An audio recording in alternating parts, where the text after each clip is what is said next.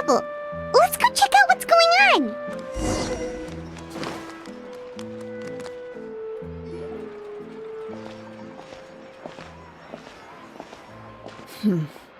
Still no dice?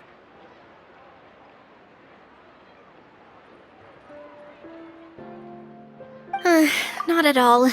And I've asked pretty much everyone in the court of Fontaine already. Lynette's ears drooped as soon as she heard that we'd have to be out and about for days on end. And Fremine, he hid himself under his helmet as soon as he realized there'd be people around that he didn't know. What about Chiori and Charlotte? I feel like both of them would be more than up to it. I've asked them already, but they're both pretty busy right now. I just gave the members of the Spina a few days off, too, so I don't want to bother them either. This is getting pretty difficult. Navia, Clorinde, what's up? Oh my. Well, if it isn't my dear partners. How are you all doing? Huh. Navia? Huh? Oh, you mean... Yep, this is our chance.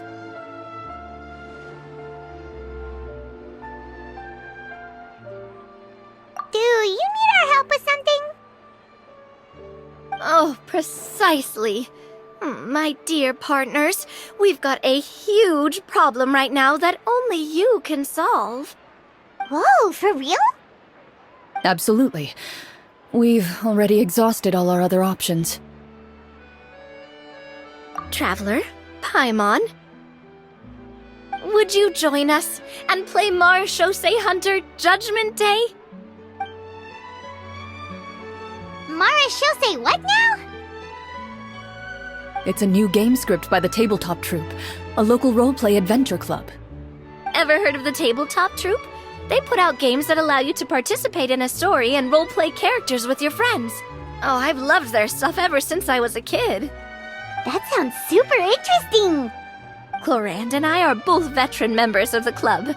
Recently, someone came up with a new script and was looking for people to help playtest it for them. And when they asked, of course I couldn't refuse.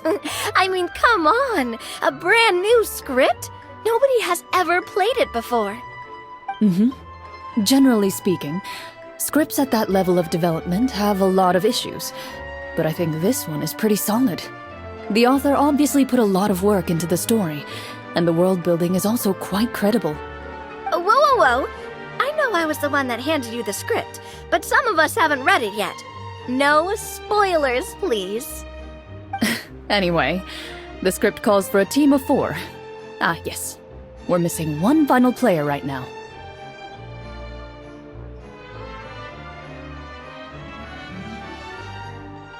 So, you're saying you'll help us out? Oh, I knew I could count on you, partner. Paimon and the Traveler are kind of a package deal. Is that okay? That's not a problem.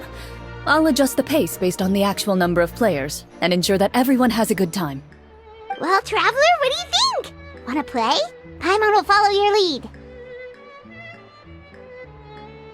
Well, that solves our problem. You have our thanks. Woohoo! I'll go grab the script manager from the club right away. The script manager? Didn't you just say that you gave Clorinde the script? The club introduced a completely new kind of gameplay for the script. In this iteration, the Game Master's version of the script is incomplete. The script manager provides the next part of the script only after players have completed the current list of objectives. On top of that, in order to increase player immersion, the club has created some of the story's sets and scenes in real life. We'll only know where we should go once the script manager reveals the starting location. Wow, you're right. Whoever wrote this script really did put in a lot of work.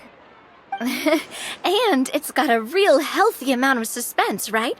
I mean, even the GM doesn't know how the story will end. I look forward to experiencing it with you all. Why don't you go meet up with the others first? They should all be waiting at Chioria Boutique. I'll come over with the script manager as soon as I find them. Sounds good. Remember to always watch where you're going, and don't rush. You say that like I'm 6 years old or something. Let me think. What kind of character should I play this time? I just hope you'll pick up some useful skills this time. Oh, and stop trying to persuade every animal you come across.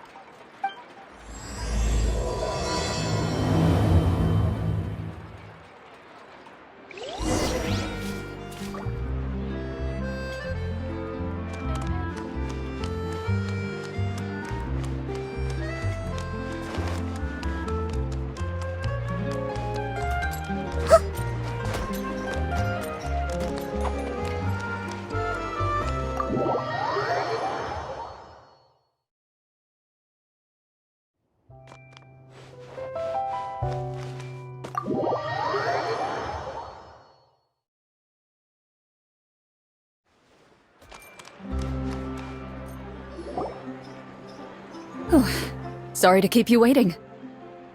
You're back! Huh? And you've got the Traveler and Paimon with you, too! What a pleasant surprise. I assume you'll be joining us for the game then? Linny, Farina! Paimon didn't know you were playing too. Are you also members of the tabletop troupe? I'm more of a casual member, if anything. I haven't taken part in many formal club activities. Lynette Fremine and I play something similar at the Hotel Bouffe Tété sometimes, but I'm usually the GM. Still, I'm sure it'll be fun being a player for the first time. I'm looking forward to it. Well, I'm not a member of the club at all. Clorinde simply woke me up first thing this morning, said there was a good script worth experiencing, and asked if I wanted in. If you're interested, I can give you a referral. That should give you a 40% discount on membership fees. I think I'll wait to see how this experience plays out first, especially when it comes to the quality of the script.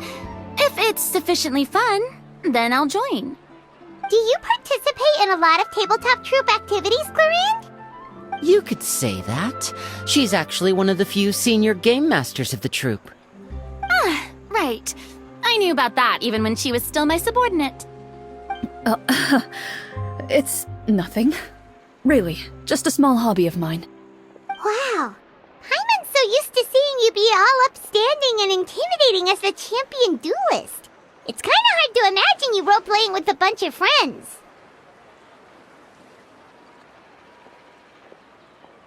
Surely you jest. I would never intentionally make things difficult for my players. I maintain a clear boundary between my professional and personal lives. The me you see at court represents the law and order of Fontaine. I put all personal feelings to the side and grant a fair duel to all who seek to defend their honor. But in my personal life, I'm just an ordinary person. Someone who feels anger and sadness, just like everyone else. Well, you say that, but for all the time I've known you, I don't think I've ever seen you cry. I've seen you get angry, sure, but now I'm wondering whether you were actually mad or if it just looked that way from the outside. I was probably in work mode during those times. Is that so? Well, in any case, I just feel like even in your personal life, you don't get emotional very often. So you want to see me cry? That might be a little difficult. A show of anger, though, that might be something I could accomplish. No, that's not what I meant.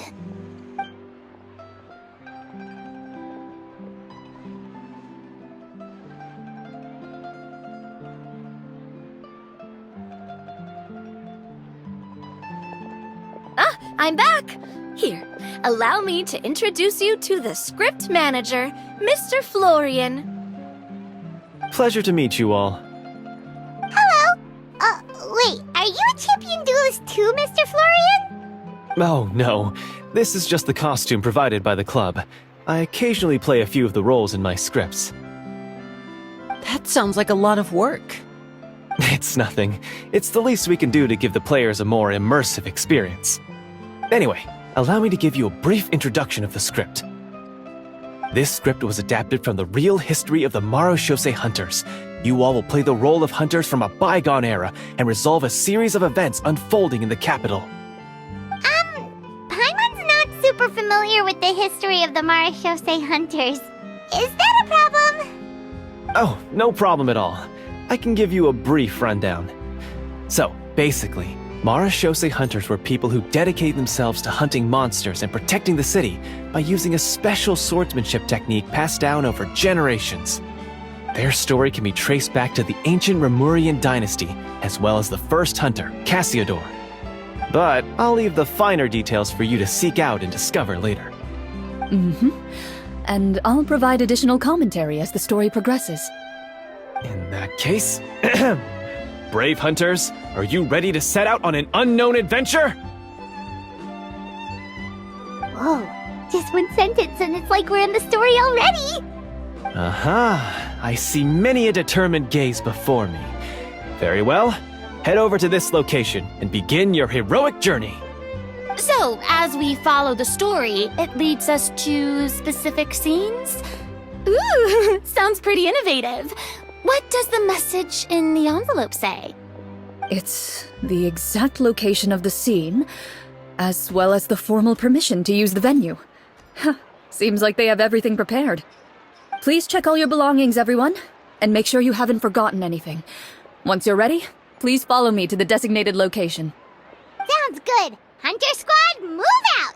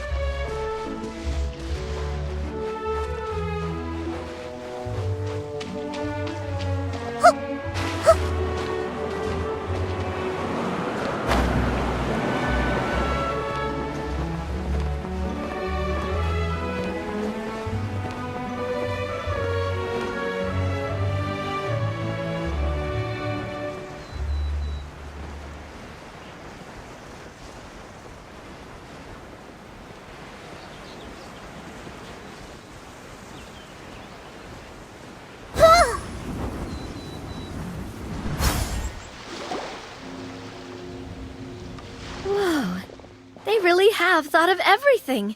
Even the phaetometer is here and ready to go for us. The phaetometer? What's that?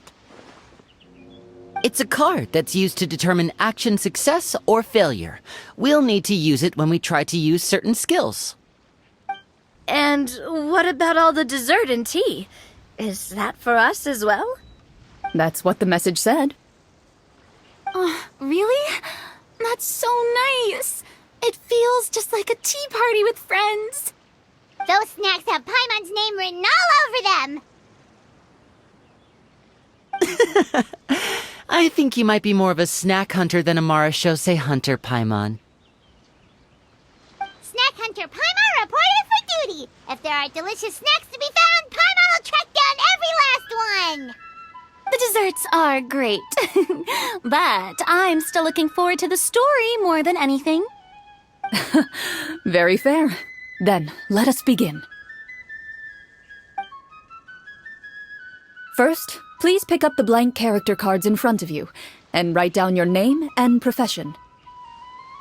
You can find an abbreviated version of the rules printed on the back of your character card. If you have any questions, feel free to ask me. In this story, everyone is a Marashose hunter. To reflect this, the club has prepared a small badge for everyone. Ooh, nice! As hunters, you have proficiency in swordsmanship and fighting by default, so there's no need to allocate any additional skill points to those areas. Swordsmanship? So there's a fighting part to all this? Paimon's not sure she can do all that on her own. Maybe Paimon can just stick with you? Why don't you share a character card then? The Traveler will be the Marashose hunter, and you can be her little floating assistant. Kinda like in real life. So, for the name, do I fill it out with the name of my character? Yep, it can be any name you like. You can use your real name too if you want. I do that whenever I get too lazy to think of a new name. Oh, so it would be like experiencing a different life, but still as yourself. That's not a bad idea. In that case, I think I'll continue to use the name Linny then. Next up is the skill sheet. You have a limited amount of skill points that you can use to learn a number of skills. The more points you invest in a particular skill, the easier it will be to pass associated checks.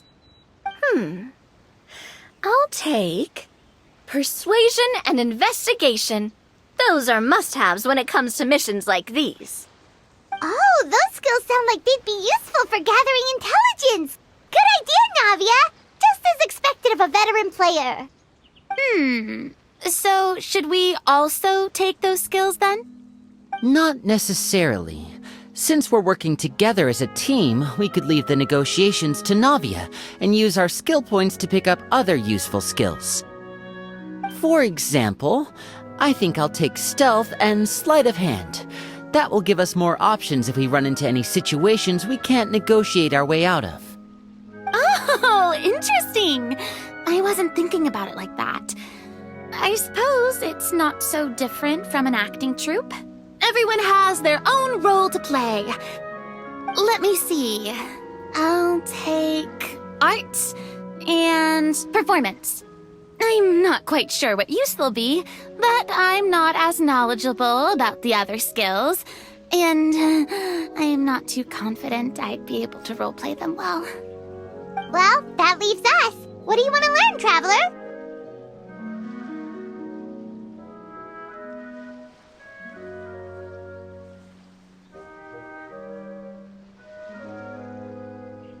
Ha!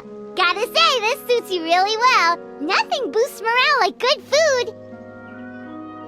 Ooh, so you want to help people when they're injured. That's nice of you. So what do you think? Are you sure you want to learn these two skills?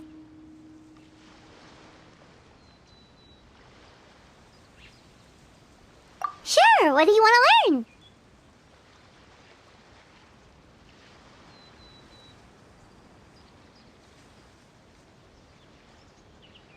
Ha!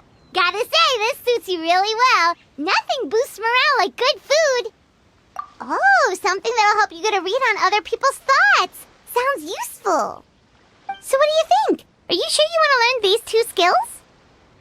Sure, what do you want to learn? Ha!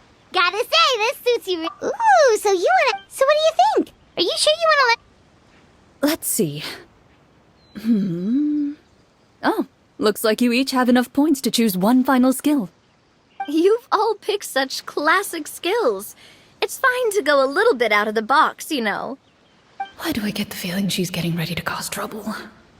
For example, this one here. Summon. Doesn't it sound super mysterious and cool? Oh, I saw that one just now as well. The description says, this skill can be used under certain circumstances to summon characters or creatures that fit the script's world-building rules. The script's world-building rules, huh?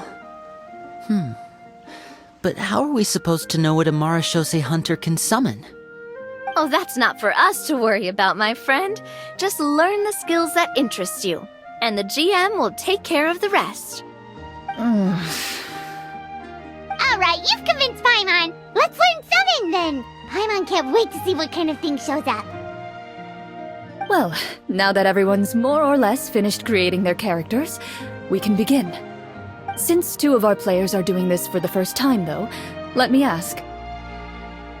Would you like to play on easy mode or authentic mode? What's the difference between the two? Well, in role-playing games, the story sometimes changes based on the decisions of the players and the results of the fatometer. For example, if you fail a check, that means you cannot use the target skill in that scenario. A critical failure may even result in further negative consequences. If you choose to play in authentic mode, every time you elect to use a skill, you'll need to use the Fatometer to see whether you succeed or fail, and face any consequences that may follow. If you choose easy mode instead, every check will be successful by default, and you won't have to worry about luck playing a factor.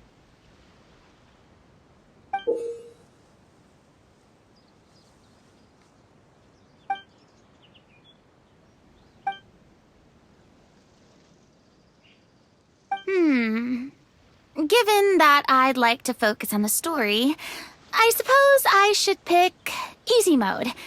I'd feel bad if I brought the team down by failing my checks. Huh?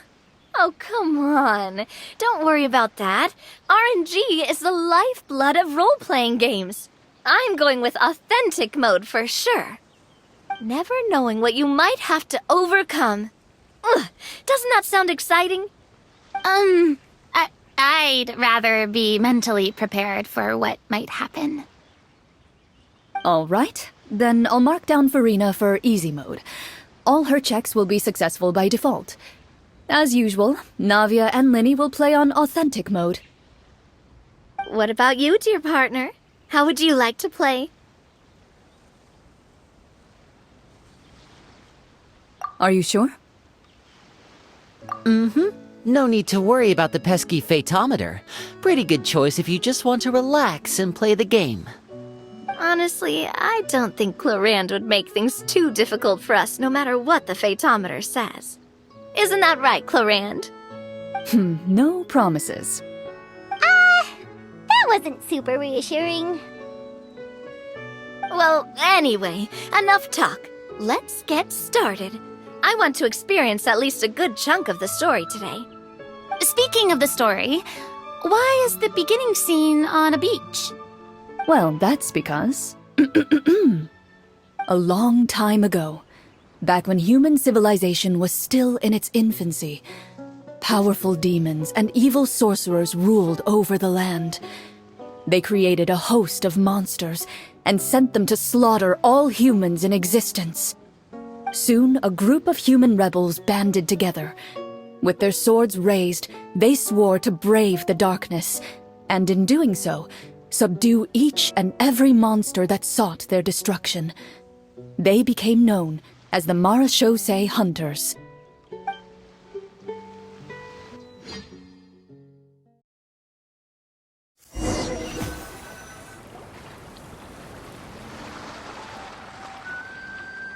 Sometime later, as a member of the Marachose Hunters, you receive a commission. Following the address provided on the message, you take a boat and arrive at this strange city. As you inhale, you can taste the slightly salty air of the docks as you begin to survey your surroundings. There aren't many people in the vicinity, but you do take note of a few others who, like you, seem to be sizing up this place. Your eyes meet, and you realize these people are fellow Marachose hunters, likely led to this location after receiving the same commission as you. You're all Marachose hunters too, right? Allow me to introduce myself. The name's Navia, monster hunter by trade and helpful neighborhood businesswoman on the side. What say you to traveling together? We can help each other out on the road. Okay, count me in. My name is Linny. I've been wandering since I was little and picked up a few less than legal tricks along the way.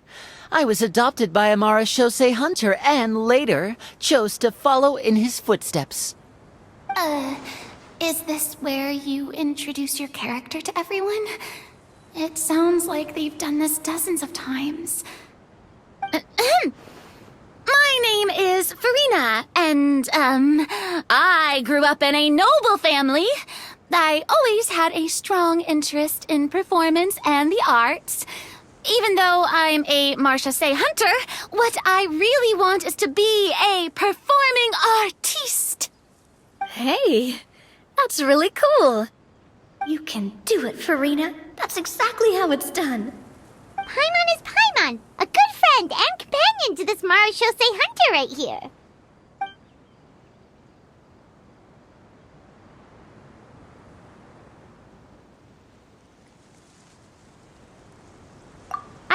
studying the culinary arts since I was a child. I hope my delicious food can help boost people's spirits. That's wonderful. I'll be looking forward to your cooking during our adventures together. Well, if we're all here for the same commission, why don't we take some time to confirm what we need to do? You open your envelopes at the same time. The message reads, "To the honorable and trustworthy Marachose hunters, our kingdom is currently facing a grave crisis. The lands outside the capital have been overtaken by monsters, and our people are being led astray by forces of wickedness. We beseech you, please help us resolve this crisis and return peace and stability to our home." Huh. The layout of this city looks super familiar. It kinda reminds Paimon of Mondstadt!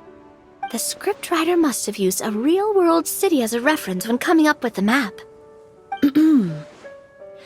As experienced hunters, the layout of the city reminds you of places once traveled. You recall the sight of tree-lined streets and the gentle tranquility of days gone by. Yet, as you regard the city in front of you, it appears to be little more than an empty shell. Its hollow gates are open to you, beckoning you to come forth and bring salvation back to the town. I carefully read every line of the letter and turn my attention to the signatures at the bottom. Who issued this commission to us? You see a long string of unfamiliar names. It would seem that many of the residents of the city issued this commission together. They sensed that things were not right within the kingdom and sent a distress signal to the outside world. In that case, why don't we take a walk around the city and see if we can learn anything from the local residents? Oh, good idea. We might be able to get some leads on the monsters and bad guys we're after. You look up and see a tavern nearby. It appears to be open for the day. Why don't we go check out that tavern? If the novels I've read are anything to go by, taverns are usually full of information.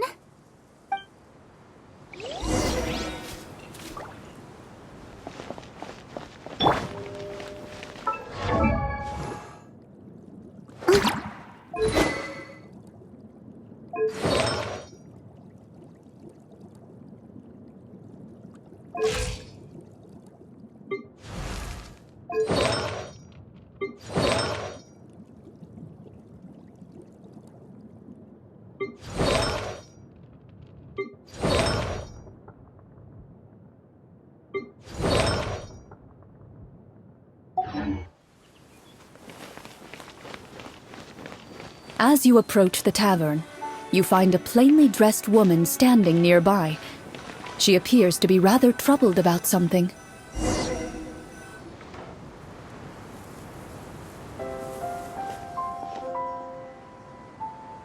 Greetings, friend.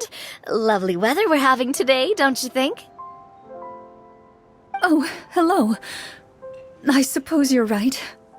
The weather today is quite lovely. If only those monsters out there would stop causing trouble. It seems like every character included in the script has a certain amount of useful information to offer. If we keep asking questions, we might be able to get some good leads. Oh, come now, don't be sad. Life is all about optimism. Oh, that reminds me. What did you have for breakfast this morning? Huh? I don't think that's the kind of question we're supposed to ask. Nothing turns a frown upside down like good food. How about some macarons? I could make you some. You didn't even take cooking as one of your skill proficiencies. That's not necessary, miss. Excuse me for saying this, but you don't really look like a chef. Besides, I'm not really a fan of sweets. So you're someone who barely smiles and doesn't like sweets. You're really starting to remind me of this one friend of mine. Hey! Did she just... me? Clorinde must have broke character for a second. This isn't getting us anywhere. Traveler, maybe you can think of something.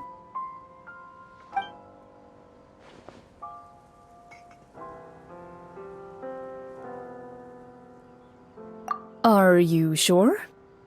In that case, please refer to the fatometer.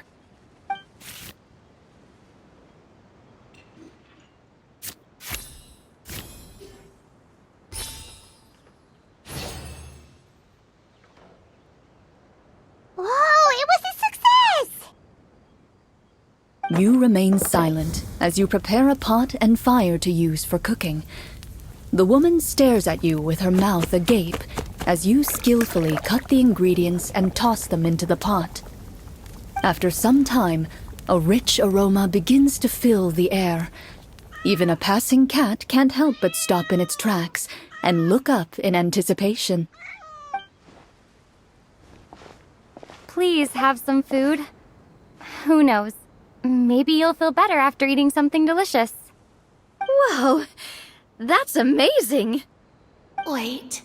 So as long as you pass the check, you can pretty much do anything? And it won't be seen as absurd? Oh, thank you. You were right. This food really did make me feel better. So, what had you so worried earlier? Could you tell us a bit more about it? Okay, let me fill you in. A horde of monsters suddenly appeared near the capital recently, so all the guards were dispatched to fight them.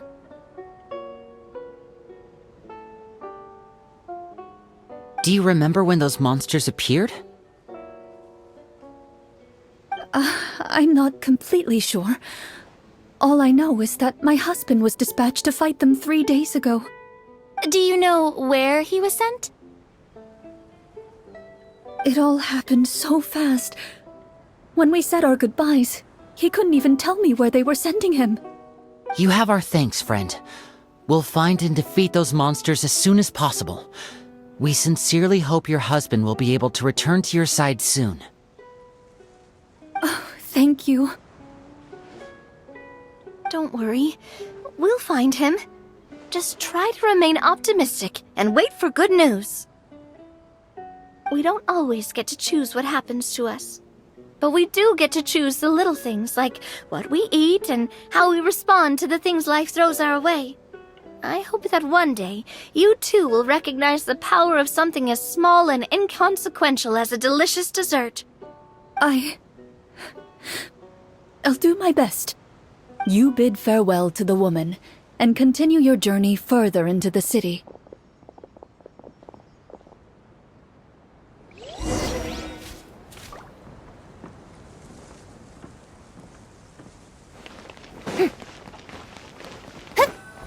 As you venture further into the city, the streets appear largely empty. An elderly woman walks past. You see her shake her head as she puts away her wrinkled wallet. A nearby merchant folds his arms and gives you a disdainful look. You get the impression that he's someone who has long gotten used to the sight before him.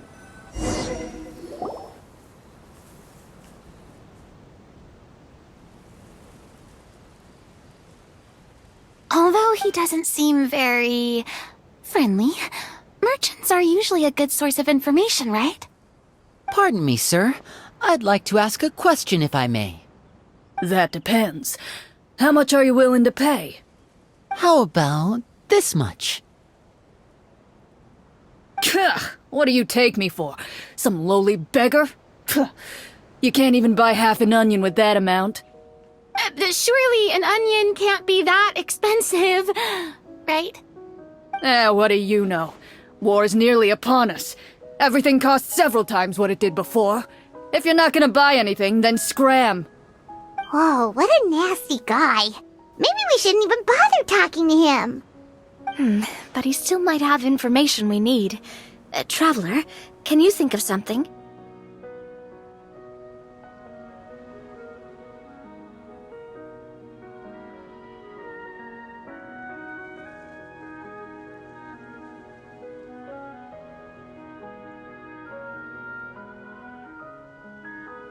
Okay, while everyone is talking, I secretly use my magic props to summon a bottle of wine without the merchant noticing.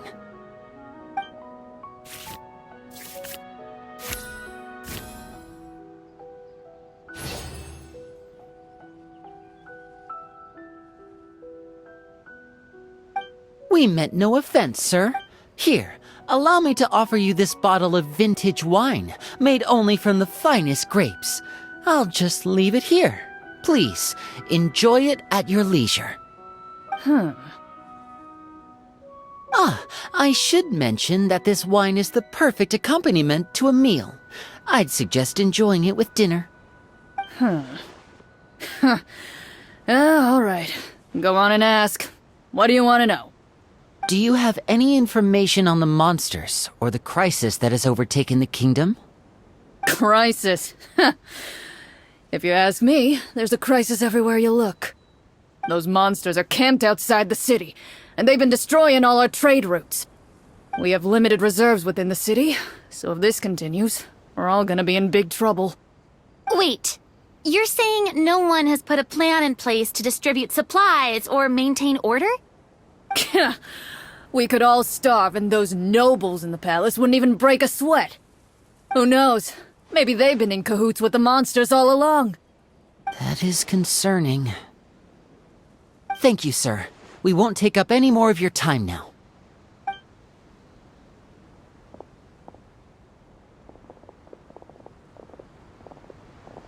Hey, why did you leave in such a hurry?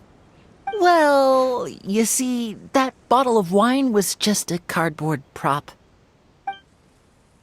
Should we try to go somewhere with more people?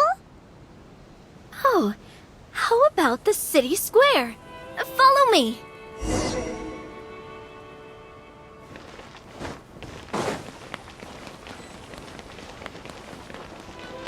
Before you lies the city's central square. You see a man with a slightly anxious look on his face, pacing back and forth, his head hanging low. He doesn't seem to notice your approach. Still immersed in his own thoughts, he shakes his head and lets out a long sigh. This guy seems promising enough. Maybe I can get some information out of him.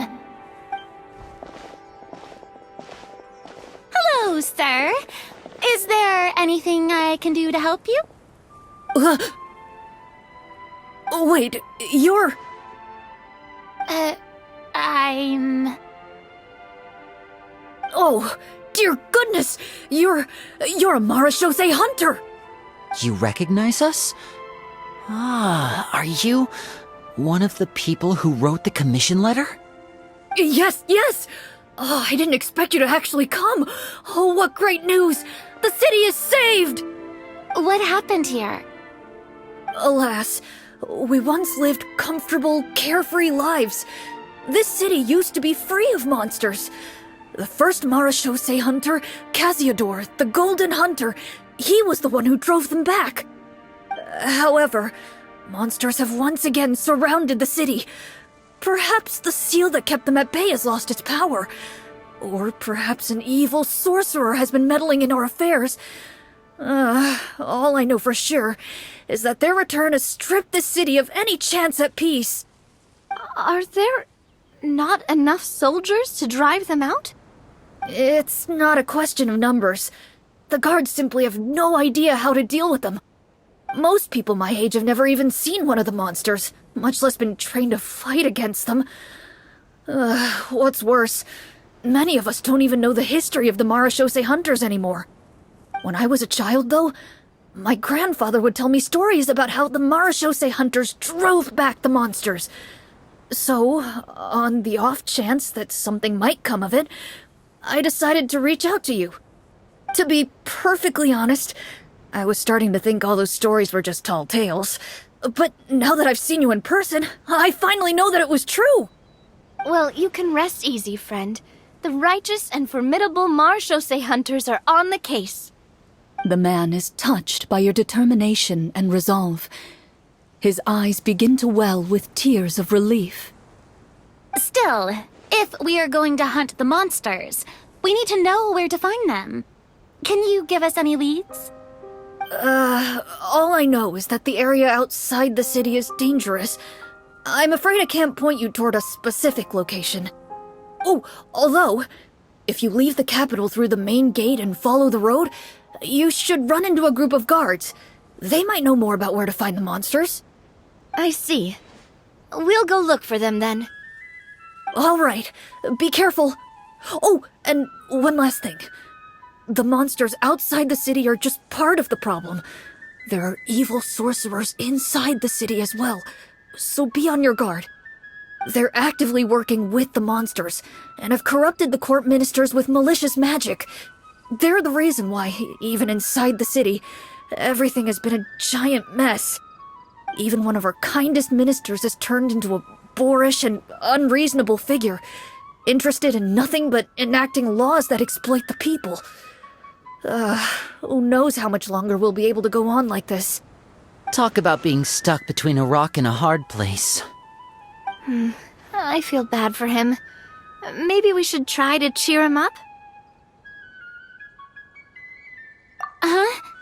Like, now? Is this really the right time? I appreciate your kindness, but for now, it's more important to focus on the crisis at hand. Brave hunters, I leave the future of this kingdom to you.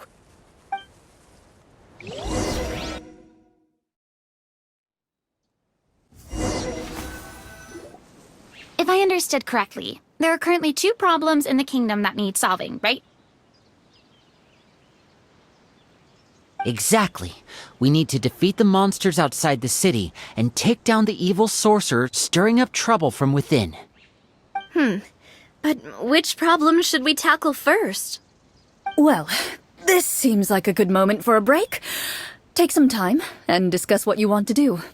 Let me know when you've made your decision. I really didn't expect the people in the city to keep us at arm's length like that. I totally thought the hunters would be treated like heroes. Well, Clorinde said the script took cues from the real history of Fontaine, right? Maybe the real-life Marashose hunters were also treated like that. I wouldn't say it's a perfect representation of history, but there are definitely some similarities. Would you like to hear more about it?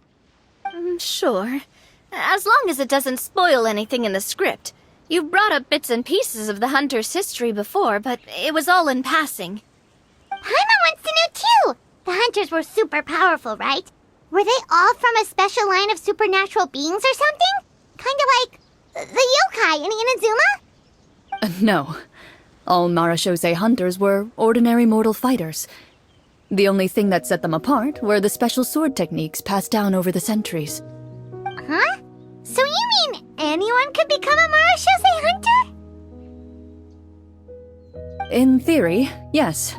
All you would need to do is survive the rigorous training and master the swordsmanship techniques required to fight the monsters. Still, most people dropped out at the early stages, and others called it quits the minute they saw a monster in person. To become a hunter, you must be strong in both body and mind. What kind of monsters did the hunters fight exactly? Oh, and the evil sorcerer the script mentions. Did they exist in real life too? The land of Fontaine once played host to an ancient dynasty known as Remuria. After that dynasty fell, monsters began to appear, intent on obstructing humans from establishing a new social order. One of the ancient sorcerers of Remuria used his power to assemble a formidable army of golems. He sought to use that force to establish himself as king. Now wait a second. Don't tell me that guy was the inspiration for the evil sorcerer in the script. We still haven't found any in-game information on him yet. So, why don't you talk about someone else for now? Well, I wasn't planning on going into anything you might be able to find out in the game. But if you want me to talk about something else, then... How about Casiodor, the Golden Hunter? Or Egeria, the ex-Hydro Archon? Wait, but those people are all from a super long time ago. Where did you learn all this, Clorinde? From my master. By master, you mean Miss Petronia? Is someone you know? Absolutely. Miss Petronia and my father were good friends. Back in the day, she would often bring Clorinde over to play, but then... Let's not get off topic. Anyway, back to what I was saying. Responding to Egeria's call, a number of warriors followed Cassiodor into battle against the monsters. This group of warriors, under Cassiodor's leadership, became known as the Marechaussee Hunters. Yet, as Fontaine entered an era of peace, their work gradually became obsolete. The Marechaussee Phantom, originally an association made up of hunters, eventually came to be predominantly comprised of Melusines. Ah, I see. That explains why most of the people in the script have forgotten the hunters or think of them as nothing more than a legend. Is that really a bad thing, though? It can get tough always being the one shouldering everyone's expectations. Depends on who you ask, I suppose. If the name of the organization no longer commands respect, investigative work is bound to suffer. Speaking of investigations, which problem should we tackle first? Monsters or evil sorcerer? I vote monsters. That's the main duty of the hunters, right? We can come back to the sorcerer later. Well said, Miss Farina. Plus, if the sorcerers really are the masterminds behind this whole thing, defeating the monsters could give us some clues on their intentions as well. What about you, partner? What do you think? It's decided then. All right. After some discussion, you decide to turn around and head out of the city.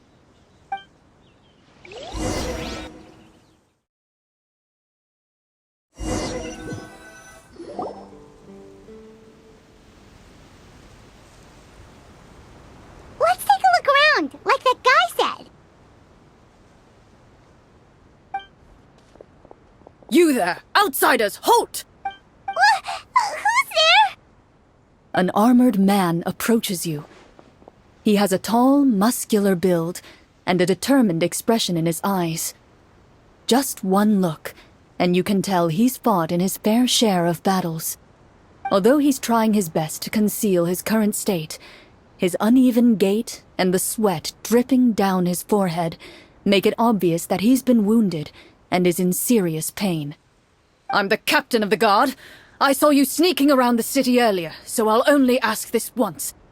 State your purpose, or it's off to the dungeons for the lot of you. Wow, it's been a while since someone's been this suspicious of us. I said talk, not whisper between yourselves.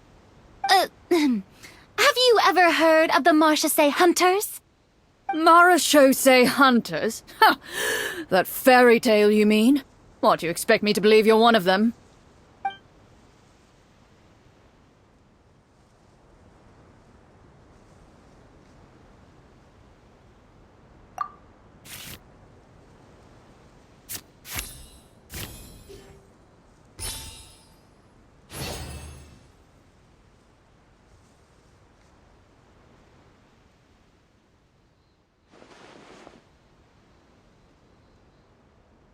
Using your knowledge of medicine, you're able to deduce that the injury on his calf was a monster's doing, and the wound has already begun to fester.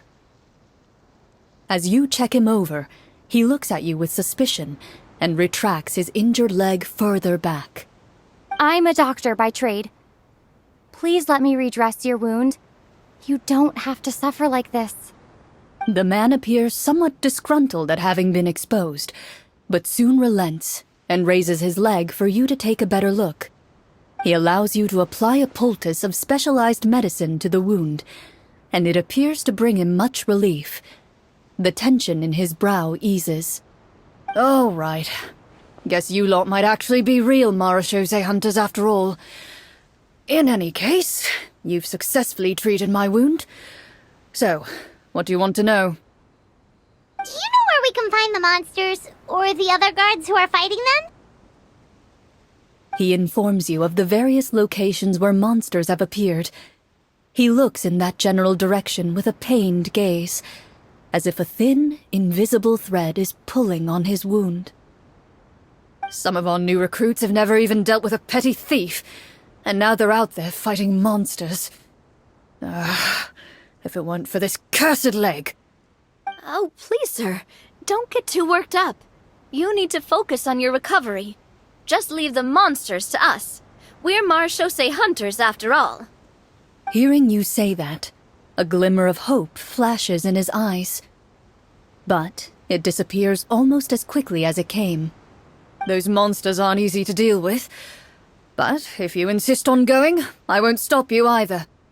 I just hope all the guards will be able to come back to their families alive. I wish you the best of luck.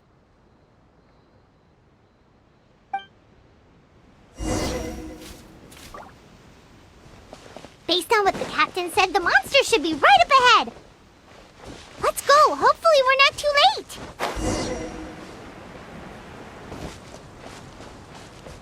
As you approach the battlefield, you see numerous people lying by the side of the road. They appear to be dressed like guards. Their faces are filled with desperation and terror. Some are screaming and cursing in vain, as if still trying to banish the monstrosities they saw from their minds.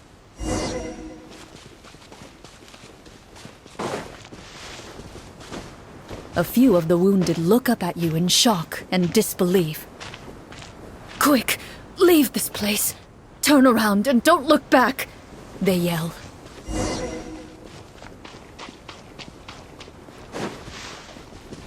It doesn't seem like there's any information to be gained from the area up ahead.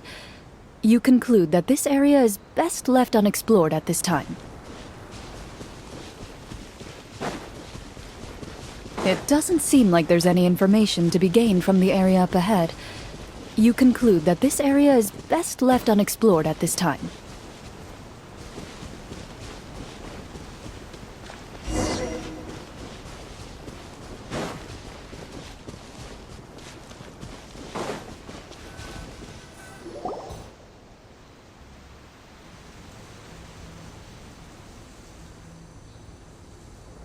This is the place he mentioned, right? You see broken iron swords scattered all around you, and downed trees riddled with terrifying claw marks. All the signs point to one thing. A truly devastating battle just took place here. Be on your guard, everyone. The monsters might still be around. Before you can finish your sentence, you hear rustling sounds from the surrounding bushes. The monsters have emerged. They close in on you without fear. You get the impression that, in their bloodthirsty eyes, you're just another meal for them to devour. A little help here! This thing wants to eat Paimon! Your battle round begins now.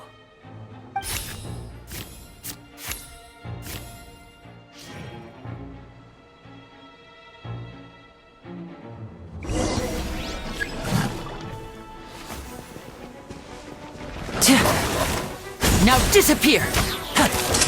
Here comes the finale!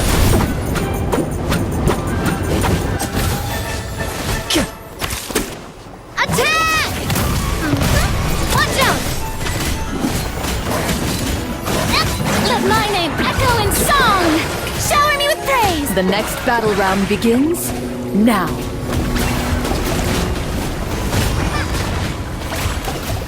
And voila! Hey there! The monsters let out a terrifying roar of anger and resentment before dissipating into thin air. Oh, thank goodness it's over. We're lucky the marechaussee hunter class came with all those preset skill points. Otherwise, we would have been in some real trouble. I never knew the photometer even determines the amount of damage you inflict. If you get unlucky, isn't it just game over right then and there? That's part of the fun. The uncertainty of fate is what gives these games their appeal. Just as you begin to celebrate your victory, a suspicious lump on the ground catches your attention. A suspicious lump? Wait, could it be the thing that appears after every battle? I walk up to it, crouch down, and begin to carefully examine it. I've still got my right glove on, so it should be fine for me to touch it, right? As you investigate the mound, you discover that the exposed portion appears to be made of wood. It was previously obscured by the large form of the monsters. With the monsters gone, the small protrusion now awaits your discovery, poking out of the ground like a shy flower bud. Whoa, it's a treasure chest!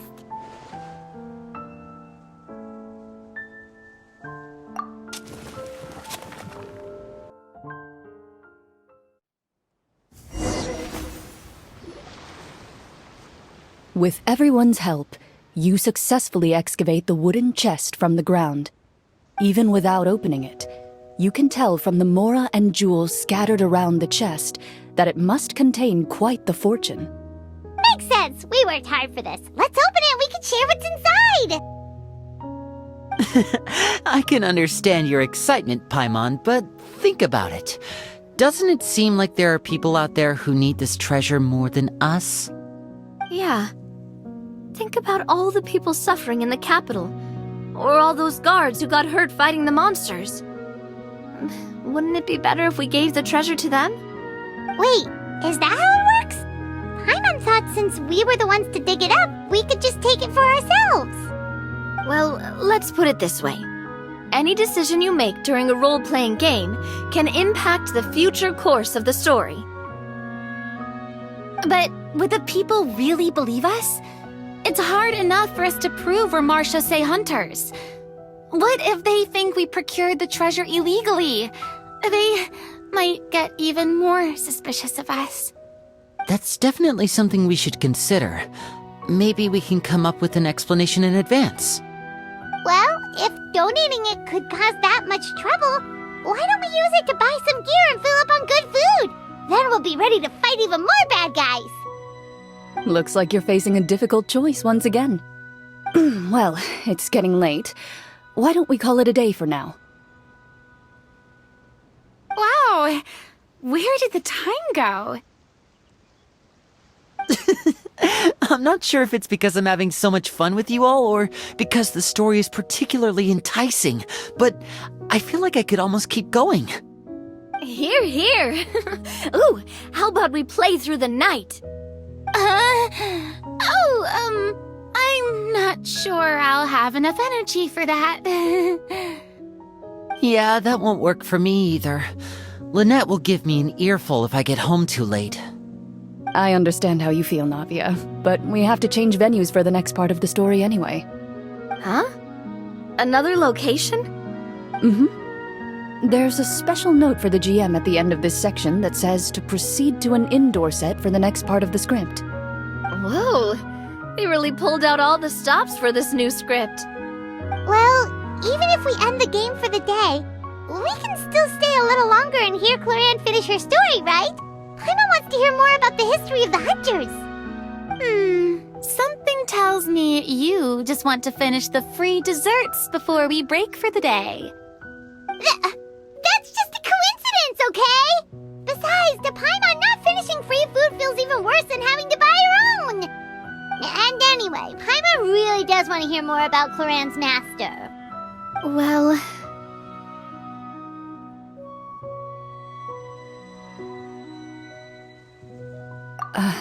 It's nothing. I appreciate the concern, but it's all in the past. It won't do any harm to share these things now.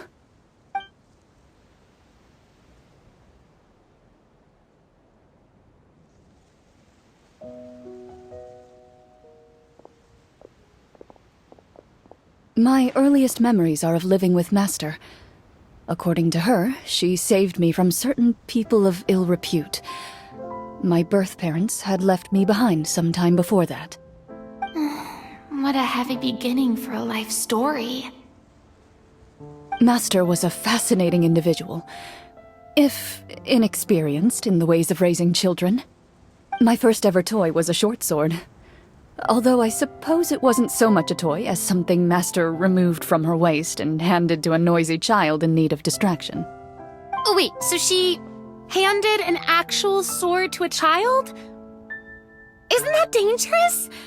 Did you hurt yourself? Of course I did. I cut my palm and bled quite a lot. But Master was not concerned. She just stood there and casually lectured me about it. "See, that's what you get for not holding the sword properly," she told me. She then crouched down next to me and said, "Give me your hand. I'll teach you to bandage this wound.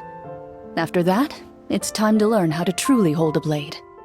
Excuse me for asking this, Clorinde, but how old were you exactly when all this happened? Probably around, 3, give or take. 3?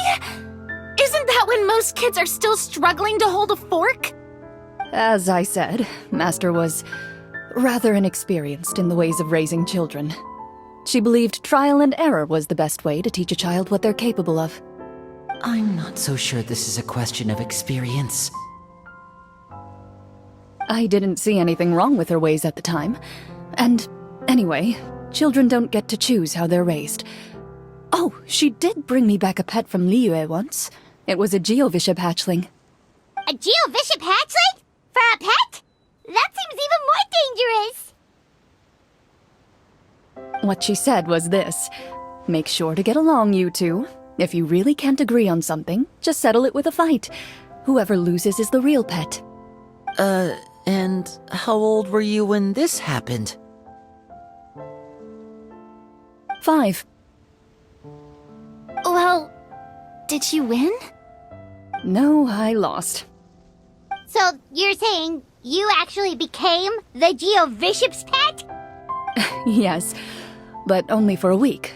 By the end of that week, I defeated it in combat, and we've shared a cordial relationship ever since. That really doesn't sound like the kind of childhood someone should have. Later on, I gradually understood that Master most likely didn't know any other way to raise a child. She was a Marachose hunter, but I never heard her bring up her own parents. Thanks to her, I learned how to navigate the forest by the age of 6, and could hunt monsters in the wild by myself the year after that. Even though the training she subjected me to was strict, she always made sure to take me traveling when she had the time.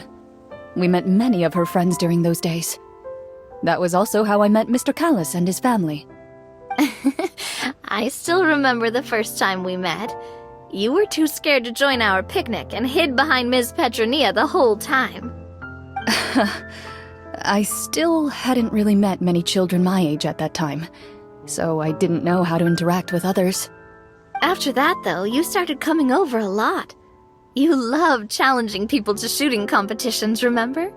I don't think many members of the Spina ever beat you in one of those. I had a lot of fun during those days. I enjoyed them too. Oh, do you remember that one time we went exploring around the Spina together? We overheard Papa call your master Fontaine's Protector of Justice. We tried to pretend like we never heard anything, but you nearly let it slip that one time.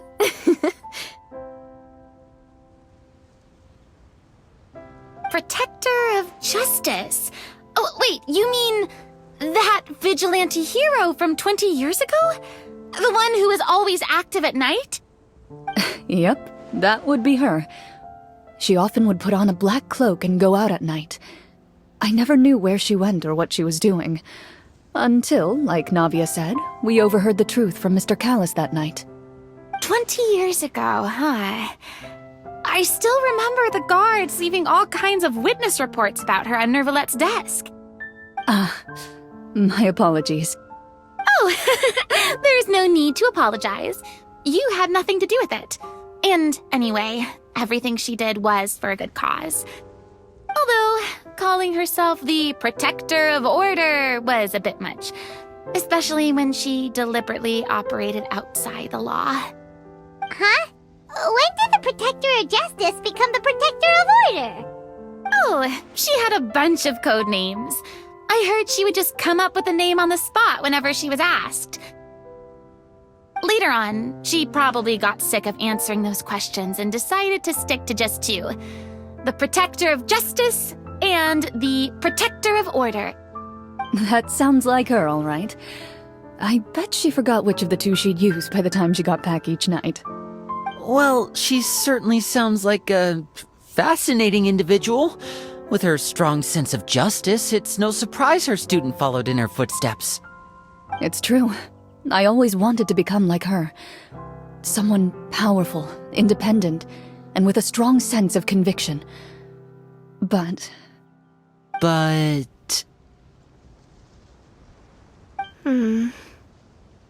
She suddenly disappeared the night I turned 10 years old. Disappeared? What happened? I have no idea. She didn't even leave a note. I was never able to find out where she went. That night, I was celebrating my birthday at Navia's house, but Master never came to pick me up. When I returned home on my own, it was to an empty house. When she still didn't appear after a few days, I went to Mr. Callus's house to ask about her whereabouts, but he only shook his head. Papa probably didn't know either. I know he sent a few people to investigate the matter in secret, but they never found any credible leads. Don't worry, I understand. To be perfectly honest, given Master's personality and way of doing things, it all made a lot of sense. If I had to guess, I'd say she probably used it as an opportunity to force me to become independent. Just like how, when a litter of kittens reaches a certain age, the mother willingly leaves them behind.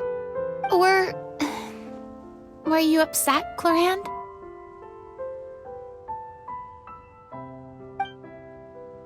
I was at first, but not anymore. I don't believe Master would suddenly disappear for no reason.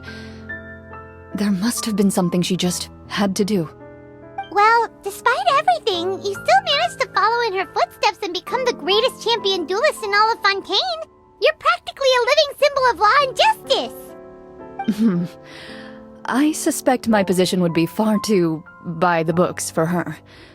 Master always did whatever she pleased. But you're right. I suppose I do take after her in some ways. Who knew Clorinde had such an interesting past? I never had the chance to ask her about it before. I wonder... if Clorinde's master were the champion duelist back then, would that duel against Mr. Callus have gone differently? Oh no. Judging by the atmosphere, Clorinde and Navia are probably thinking something similar. The mood just got super awkward all of a sudden. Well, anyway... would you look at the time? It's getting dark, so we should probably call it a day for real this time. If we keep talking like this, we really will be here all night. I had a great time today, Miss Clorinde. Thank you for being our GM. Anytime. The script was good, but I've got to say, your childhood stories were even better. Hey, you should tell us more about that fight against the Geo-Bishop sometime. Maybe your master was onto something. You could be right. What does she mean, onto something? I certainly don't know any 5-year-olds who want to fight a bishop in their spare time. Guess I'll head back as well. I need to save my energy if I want to continue enjoying the story tomorrow. You're that excited to hear about my fight with the bishop? I was talking about the script.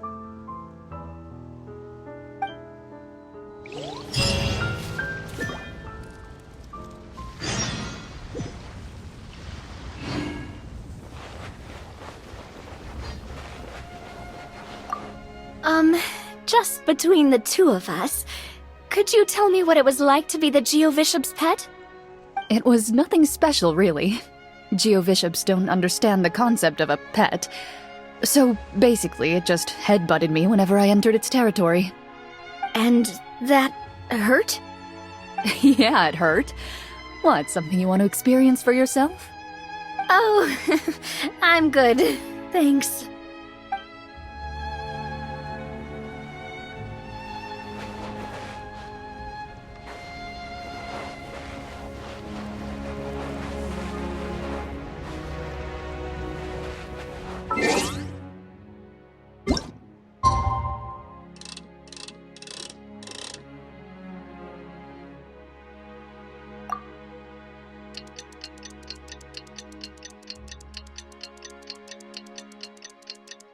Let's go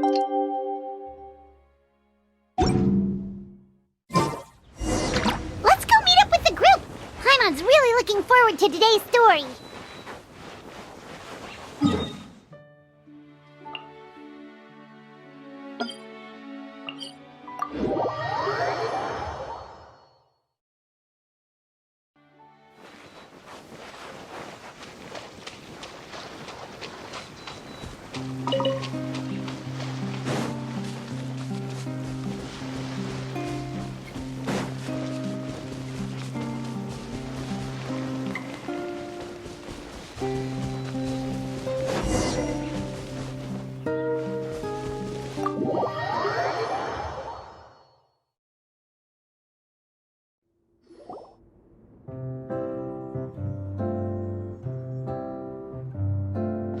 Looks like everyone's here.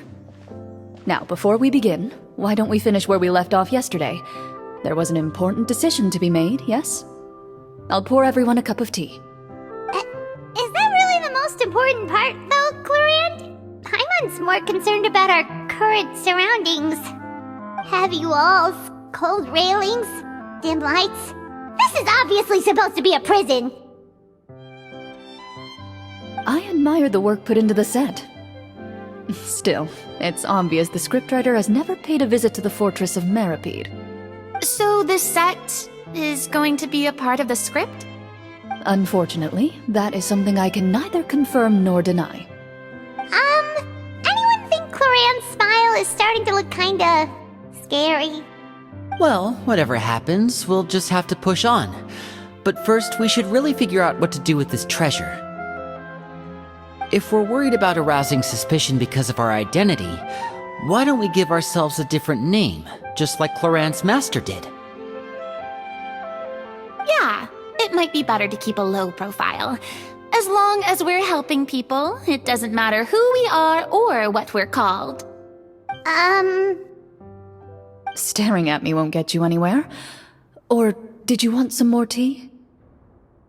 Oh, Paimon's good. Thanks. Why aren't you saying anything, Navia? Wait, what's that next to you? Oh, this is the short sword Clorinde mentioned last night. I found it. Huh. I'm surprised you managed to track it down after all this time.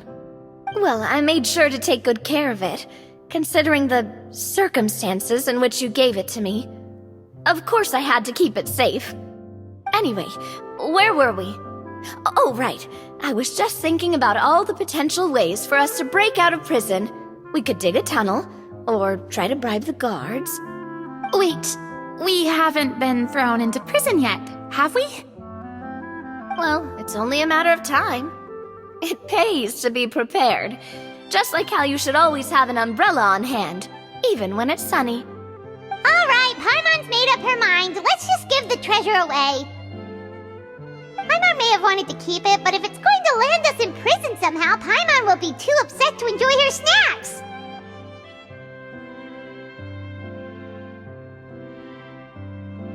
So, you've reached an agreement? All right then, we can continue with the story. Oh, and we'll collect all the scattered pieces of treasure on the ground as well. All right. You collect the treasure and make your way back to the capital with your bag of loot in hand.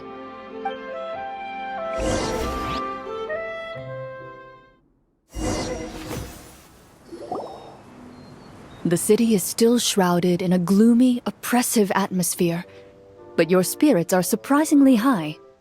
In places where sunlight struggles to reach, you generously share your wealth with the children, the elderly, and the poor in urgent need of help. Thank you, kind soul. The elderly woman's look of gratitude follows you as you walk away, her eyes never leaving your back until you move entirely out of sight. However, there's still quite a bit of Mora remaining. It appears you haven't made much progress. She's probably trying to tell us to speed this up. We need to hurry up so we can address the sorcerer problem. Should we go find that man again at the square? He seemed like a pretty responsible guy. I'm sure he knows the people here far better than us. Oh, Oh, good idea! Just as you start to make way to the square, intent on finding the man again, there's a voice.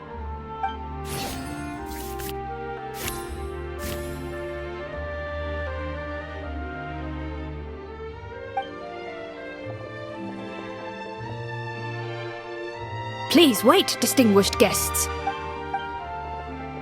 Several strange guards suddenly call out to you. They run forward to meet you and proceed to politely pay their respects. Greetings, gentlemen. Are we being invited for afternoon tea? Surely you jest, my lady. That would not be our place. It is His Excellency the King who requests to meet with you. Please come with us.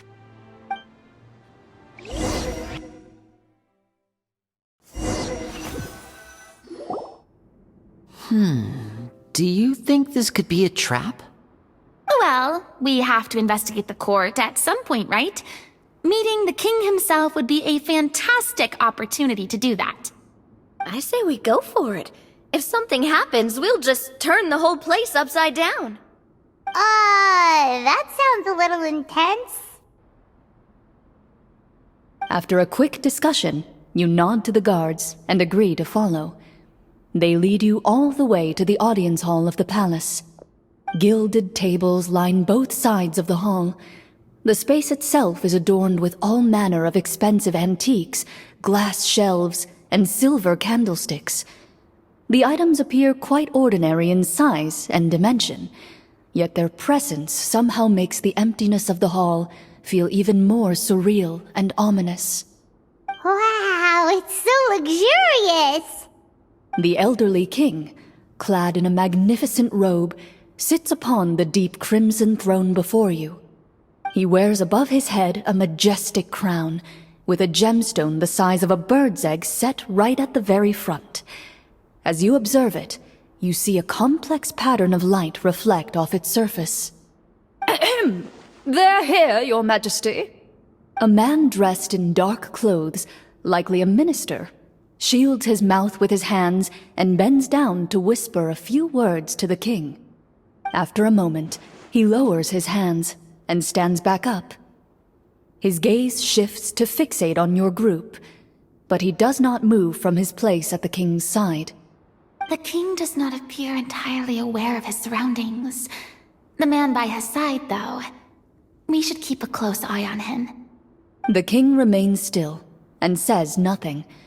The minister is the one who speaks. Esteemed guests, allow me to thank you for coming to our faraway kingdom. Unfortunately, His Majesty the King finds himself quite exhausted from work. So please allow me, his Prime Minister, to welcome you in his stead. I've heard tell that your group, the Marechaussee Hunters, used your exceptional ability with the sword to repel the monsters near the capital. Such a great deed deserves to be rewarded. However, seeing that I was not fortunate enough to observe such a feat with my own eyes, you'll forgive me for seeking to verify the truth by speaking to you myself. Well, we've got nothing to hide. You brought us here to talk, right? So we'll just explain what happened.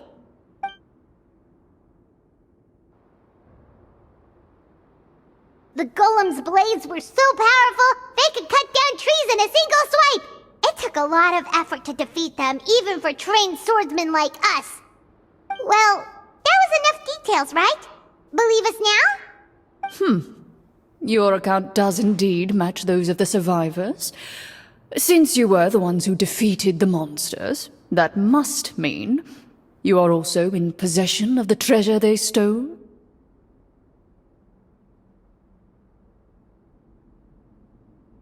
Well, we did take the treasure, but... How did he know about the treasure? Then I must ask that you return it at once. It belongs to the kingdom. Wait, but didn't you just say that our great deed deserved a reward? Shouldn't the treasure be considered a part of that? Yes, that was indeed what I said. But you seem to have forgotten a very important distinction. Only that which is freely given by the king can be considered a reward. Taking the rightful wealth of a kingdom without said permission, on the other hand, is a crime. But that's completely unreasonable. Yeah, that makes no sense! If it weren't for us, the treasure would still be buried underground somewhere! Maybe so, yet the fact remains. You tried to dispose of the treasure without reporting it to the court and without receiving permission, yes? What, no answer? Surely you're not insinuating that you, a group of legendary marechaussee hunters, sought to take the treasure for yourselves? Well, what about the king? Is he just gonna let this guy talk for him the whole time? Clad in his magnificent robe, the king remains seated, with his hands resting on either side of the throne. His posture is rigid and unmoving.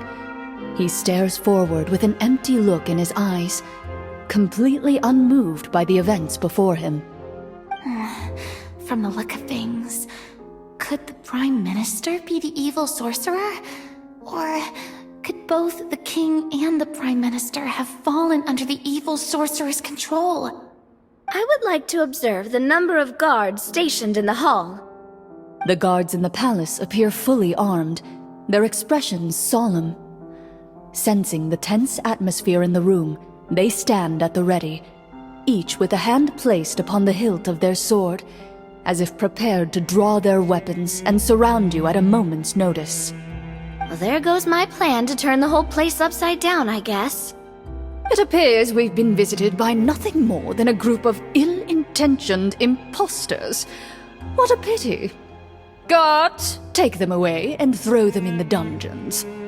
Before I decide your fate, however, I must first determine whether you have any accomplices outside the court. Can't we try to slip away? Or maybe start some kind of riot? But if we try to fight the guards right now... Don't worry. At least we figured out who's behind all this. Let's just play it by ear. If you're scared, Paimon, just hold my hand.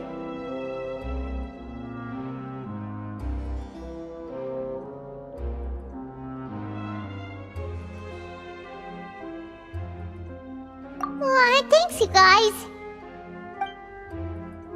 You allow yourself to be led away by guards surrounding you on both sides.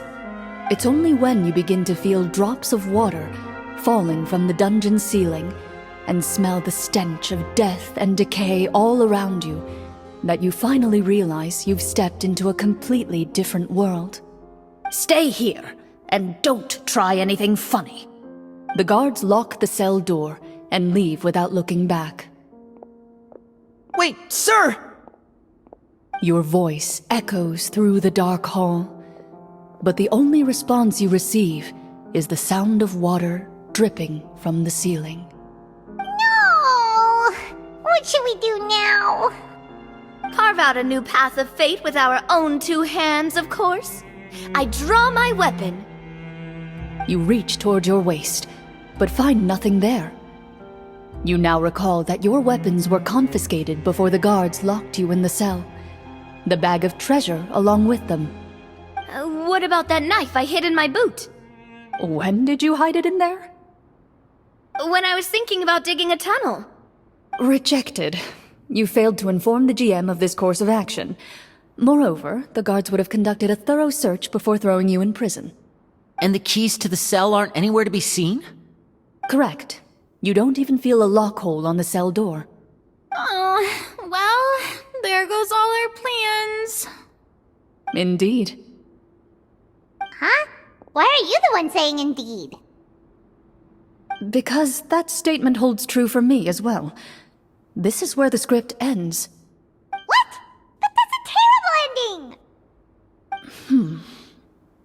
Generally speaking, this should be the point where the scriptwriter gives the players some kind of hint, or gives the GM some kind of code for how to move forward. I mean, maybe they just really wanted us to be immersed in the feeling of being in prison? Like, they'll only show us the way out once we've grown truly and utterly desperate? That is a possibility. If only there were desserts and tea in real prison. Oh, wait, guess it's kind of how the Fortress of Meripede works if you're lucky. Oh, before I forget, Navia, the short sword you had with you earlier. I took a closer look, and the craftsmanship doesn't appear to resemble anything from this era. If I remember correctly, that style was last in vogue several hundred years ago. Wait, Clorinde said that sword used to belong to her master, right? Does that mean her master has been alive that long? I doubt it. The way she went about things often made her seem childish more than anything. I'd say the sword was most likely an heirloom passed down over time. Hang on. A precious heirloom passed down to you by your master. And you gave it to me just like that? You weren't worried I might lose it? Master left many things to me when she disappeared. There was the sword, an old key, and a good amount of junk she probably just didn't want to take with her. I gave you the sword back then, because I didn't want our friendship to end. Wait, when did this happen exactly? After the duel. Between Mr. Callis and myself. Before that, Clorinde would have meals with us and even stay over at the Spina some days. She was on great terms with Papa as well. After the duel, though, there was a period of time where we simply didn't know how to face each other. She entrusted this sword to me, and never came back. We were both sad, and conflicted, and totally overthinking everything as a result. Whenever I looked at this sword, I couldn't help but wonder. If Miss Petronia had never introduced us to each other at that picnic, maybe part of the sadness I was feeling could have been avoided. Back then, it felt like I hadn't just lost a father, but a close friend as well. No one can change the past. The most important thing is that you two found your way back to each other and can enjoy things like this together. Yep, you're right. I'm sorry, you two. I didn't mean to bring up any sad memories. Think nothing of it. No one here is at fault.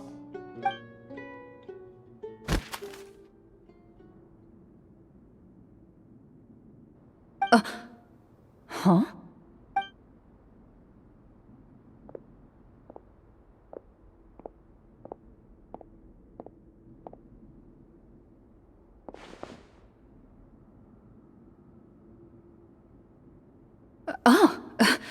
Looks like the next part of our script is here.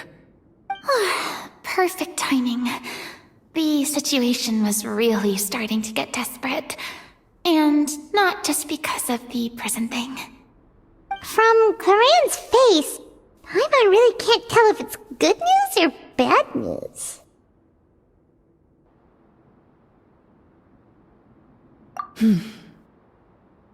Water continues to drip from the ceiling.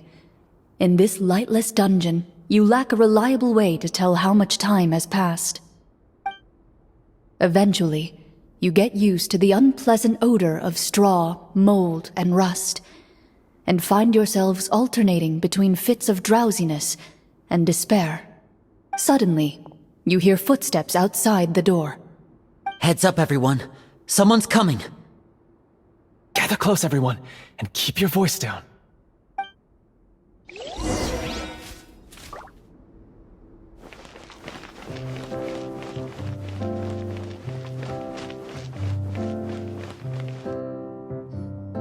Who are you?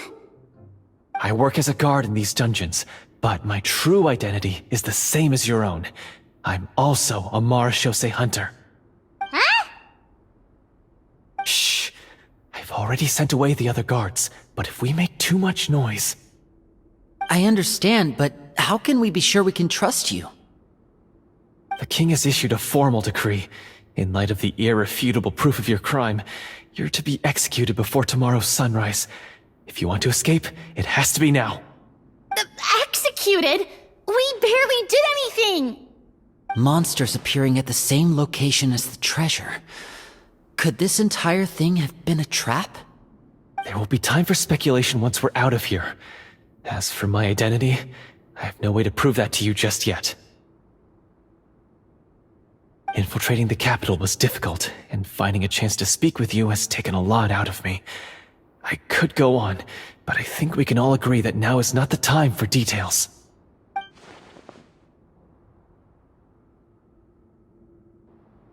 Have you seen our weapons anywhere, sir? Don't worry, I brought them with me. They're just behind the door. Still, these weapons alone won't be enough to defeat the true enemy behind the scenes. His faction is too powerful. The guards are all under his control, and he's even stationed a number of golems in various rooms throughout the palace. To defeat him, you must find a secret vault. It is said that within that vault, the Marachose hunters of the past left behind a treasure with the power to defeat the sorcerer. You're not coming with us? No, I'll remain in the dungeons to deal with the guards. I'll try my best to distract them so they don't go after you. As long as my identity is not revealed, I'll be able to aid you when the final battle comes. In that case, please stay safe. Thank you for your concern. I will do my utmost. As for the location of the vault, here, this map should lead you there.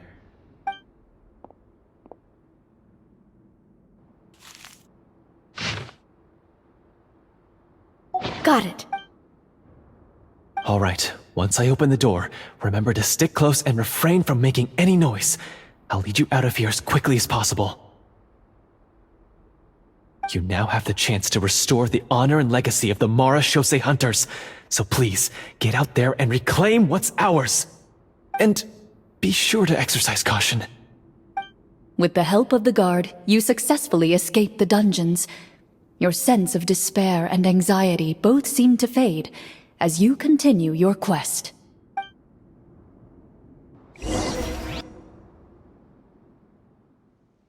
Wait, we didn't get to use our skills at all while we were in prison. Who knows when we're gonna get the chance to use that cool summon spell? That is a pity, but we can only continue to move forward.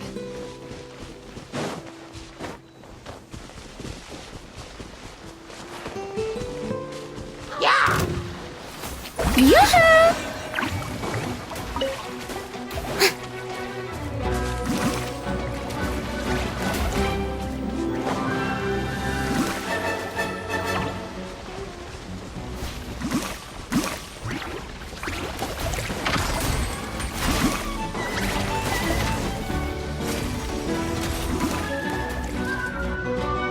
This should be the place marked on the map. This bit of rock certainly looks suspicious. Well, I'd say an investigation's in order then. Plus, if all else fails, we can just blow it up. Wow, you really meant that! Before you lies a serene stretch of open water, its surface shimmering a brilliant shade of sapphire blue. Well, guess this means it's time for a swim!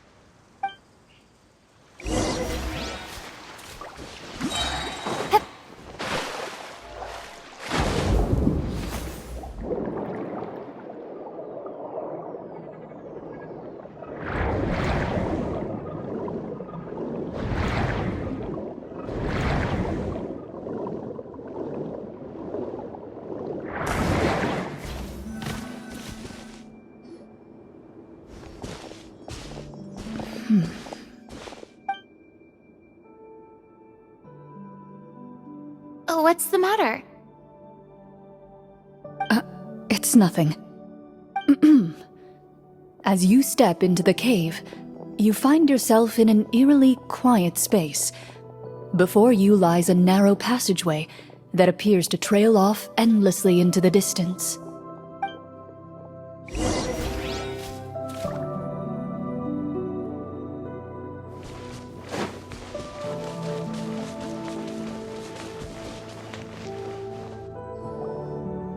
Wow, this must be where the treasure is hidden!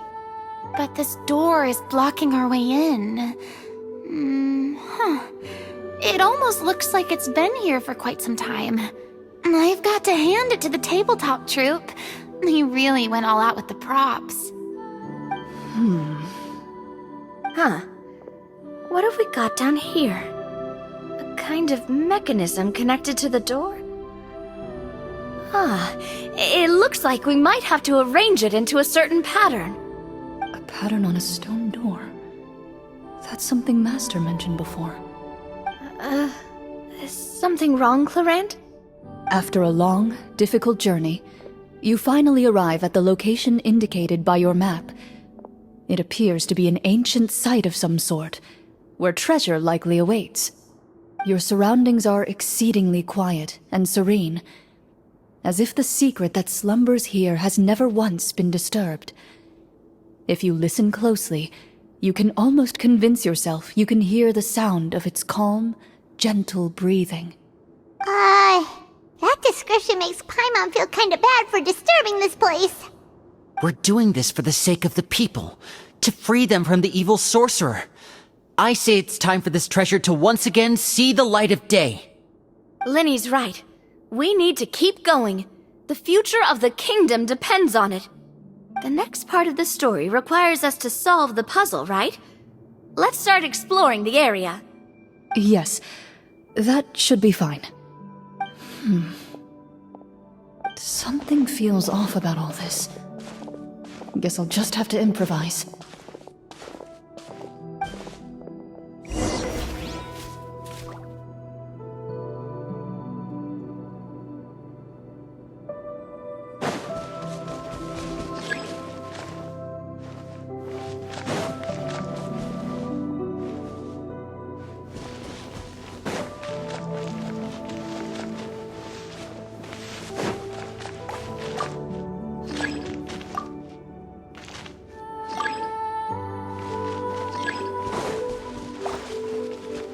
I found something!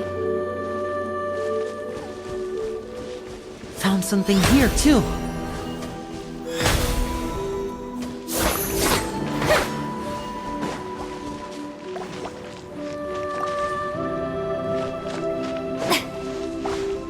Same here!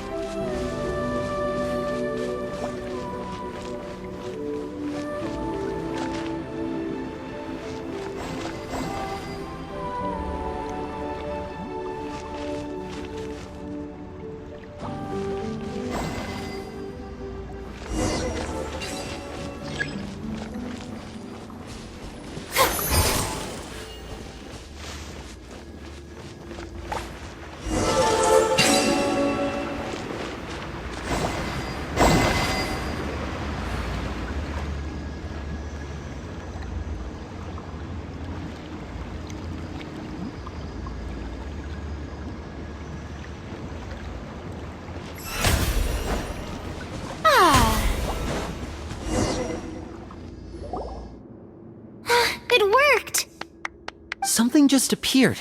Some kind of new mechanism, maybe?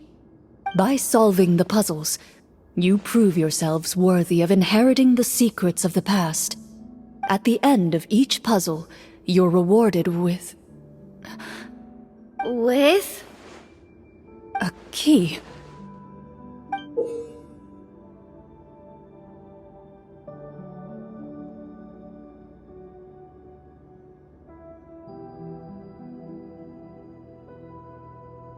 Oh, it must be the key to the big door. Huh? This is one of the Marechaussee Hunter keys that are passed down from generation to generation. It looks just like the one Master passed down to me. It is said that 4 keys in total are required to form the final, complete key.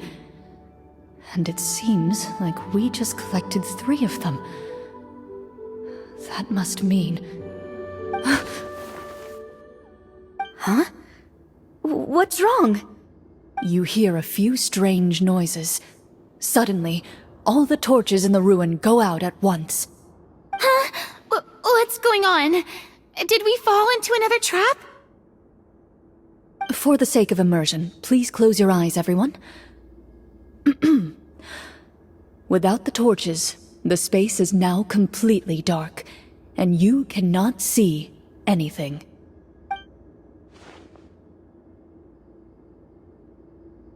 But Paimon can still see a little bit over here. Sorry. Suddenly, you hear the sound of footsteps pierce through the darkness. There's someone else here? Oh, this is so unsettling. I can't see anything. I've been discovered then? Wait, that voice, it's... You recognize the voice as belonging to the guard who led you to this place. It appears he now covets the treasure for himself and has come to stake his claim. Oh, so this is just part of the script. Then I can probably relax. Well, if we can't see anything, that means we can't fight to the fullest of our abilities. Should we retreat for now? Judging by the way he's holding his sword, he must be a real marechaussee hunter. But this isn't part of the script. Retreat? That's not the hunter way. If it's dark for us, then it's dark for him. We choose to fight. Your choice is noted. Please keep your eyes closed until I tell you the torches have been relit. This battle will be in the dark. You got it! Well then, let us begin.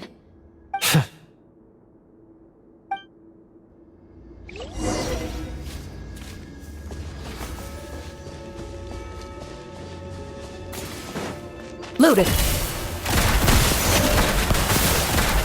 I'd like to try to hit him with my sword. Your strike is successful. Ha! You're facing a veteran marechaussee hunter. You don't stand... Is he still standing? Goodness, he sure has a lot of... Is it over? Can we open our eyes now? The enemy is strong and relentless, but the battle is nearing its end. The torches have not been relit. What about now? Final strike. Ha!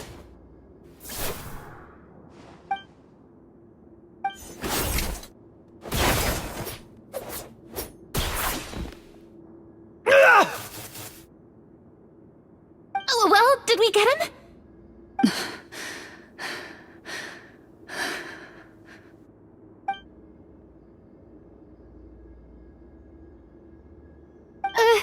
Clorinde? Warm fire flickers across the walls once more. Your vision is now clear. In an impressive display of courage, the four of you successfully defeat the uninvited guest. That look in his eyes. It's like he became an entirely different person as soon as I defeated him. Huh? Mr. Florian? Oh, wait. We're supposed to be role-playing. I should stay in character. Speak your name, guard. Why did you lead us here just to betray us? Is this treasure really more important to you than bringing peace to the kingdom? What kingdom? What peace? Those were nothing but lies!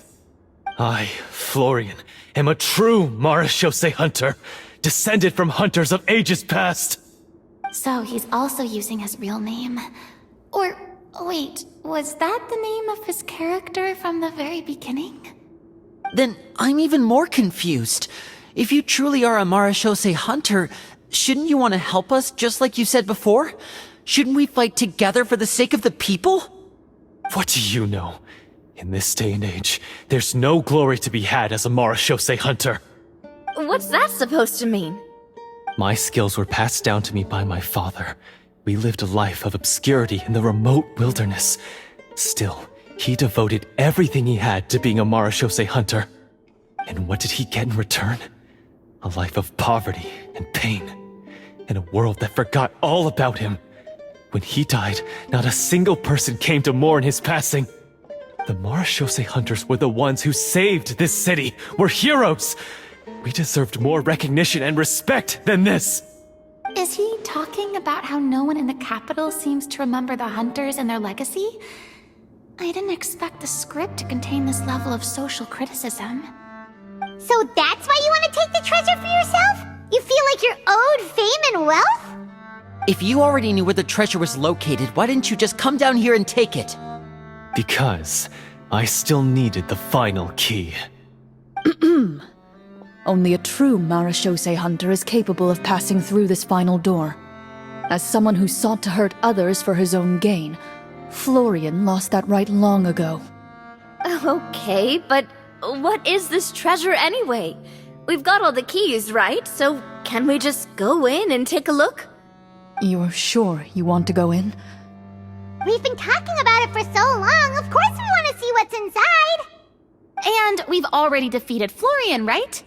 So he won't try to take it from us anymore. Pesky brats. Watch yourself. Then let's open the door together. All right. Your choice of action is confirmed.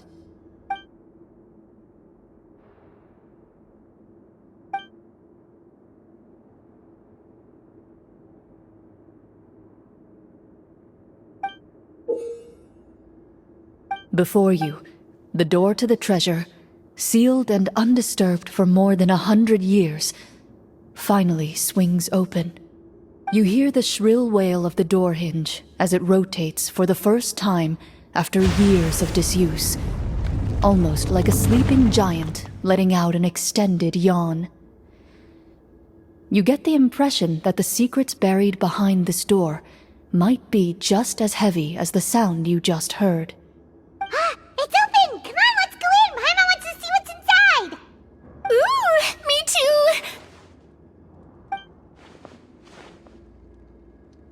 Ugh, uncovering hidden treasure is the most exciting part of adventuring. What do we have here? Uh-huh. A stone tablet? And some shabby weapons? You call this a treasure vault? Looks more like an abandoned warehouse! Maybe the troop ran out of budget at the end? They provided a super immersive experience at the beginning only to drop the ball at the most important part? They could have at least filled this place with cardboard Mora or something! Wait, I get it now. Paimon, this is the real Marashose hunter treasure. Huh? This is it? The Marashose hunter treasure is just a stone slab and some broken swords? I can't believe it. I refuse to believe it!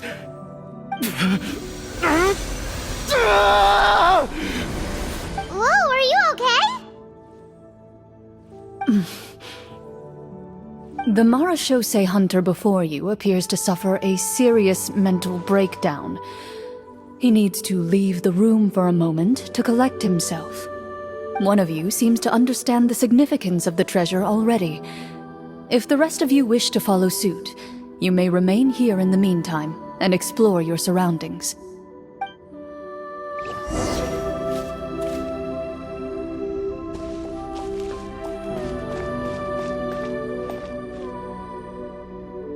What is the treasure supposed to be?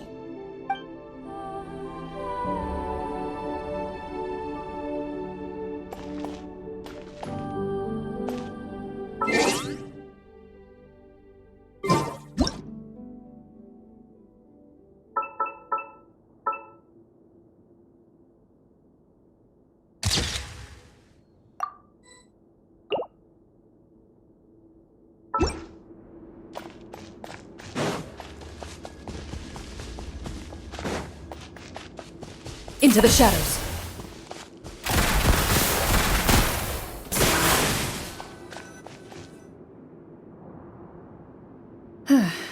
So, how are you doing? Feeling any better? What just happened? Do you remember how you got here? Or what happened to your body just now? I remember now. I brought you here because I wanted to... The explosives in the cave! You mean these? Huh? How did you... I could tell something was off the moment I stepped into this cave, so I kept an eye out. I've already dismantled the whole thing. So the strongest champion duelist in all of Fontaine saved the day once again. Guess I shouldn't be surprised. It would seem your skills as a Marashose hunter are as sharp as ever. I deserve some answers, don't you think? Tell me why you wanted to lure me here. Everything you said earlier sounded like the truth. Luckily, your monologue was dramatic enough to convince my friends you were just role-playing. I don't know. I just always felt like there was something in my heart that didn't belong to me. Something agitated and angry. Who knows? Maybe it was my own anger all along. I could never really tell. The feelings about my father and the other Marechaussee hunters are real. It just wasn't fair. I was angry, bitter that no one remembered them or praised their accomplishments. I don't know when it started, but at some point, my anger came to completely consume me. At that point, I remembered the legend my father used to tell me. The one about the treasure. But if the treasure was all you cared about, why plant all those explosives? Wouldn't they just destroy the treasure and bury you along with it? I can't remember. My head is a mess. It felt like there was this voice telling me to eliminate the hunters, but now it's gone. From your description, I suspect you were dealing with a devorator. A devorator? Oh, your master... your father, I mean, never talked about it? It was a kind of monster that was active several centuries ago. No, I've heard of it. I'm just not sure why you suddenly... Wait, it can't be. The seal!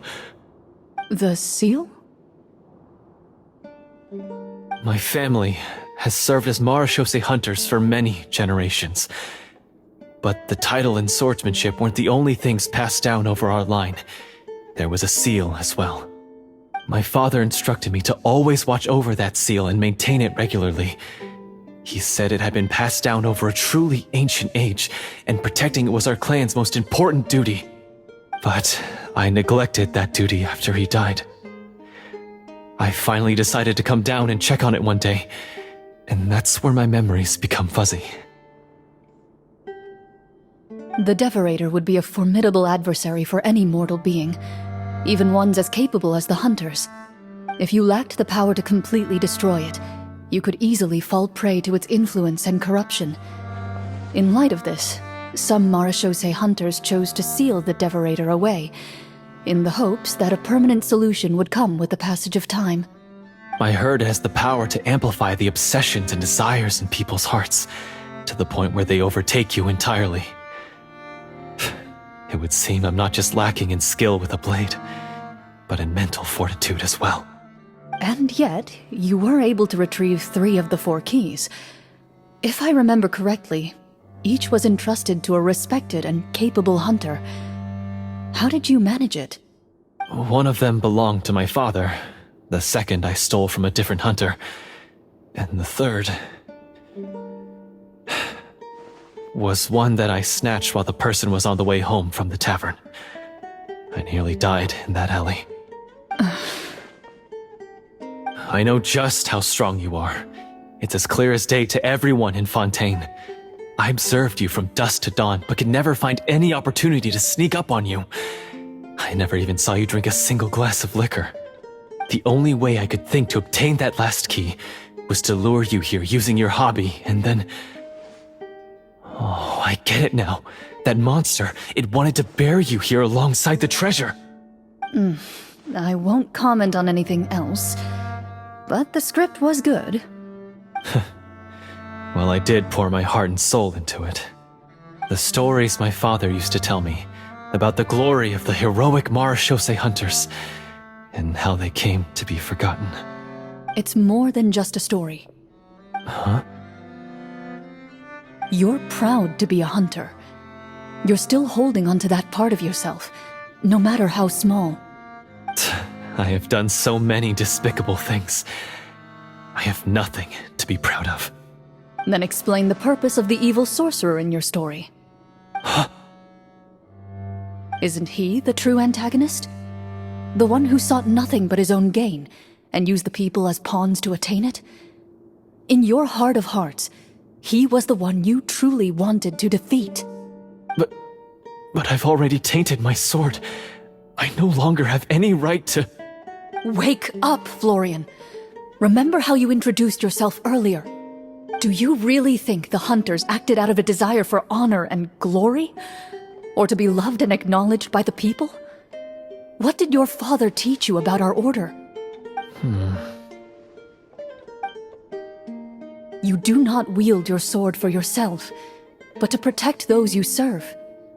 There's nothing special about a blade. It's the intentions of the wielder that matter above all else. Do you still not understand? Even after seeing the treasure for yourself? The contents of that room, they represent the true legacy the hunters left behind. You're right. I am a Marashose hunter. It's time for me to redeem, no, to finally serve the people I vowed to protect all along. I wouldn't be so quick to push aside the need for redemption. I know. That's a charge I won't bother to defend myself against. Good. Then, come with me, and help me see the script through to the end.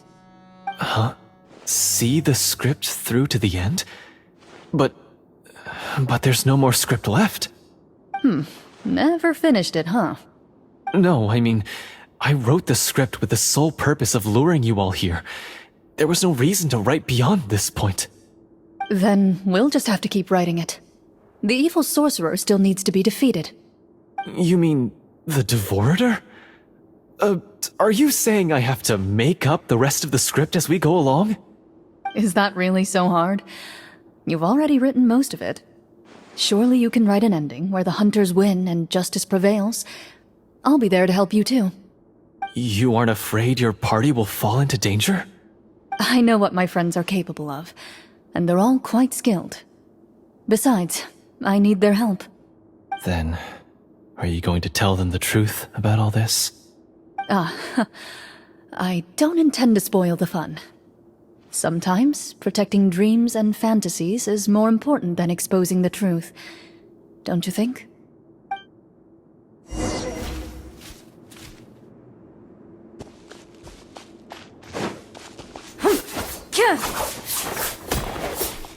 Ready.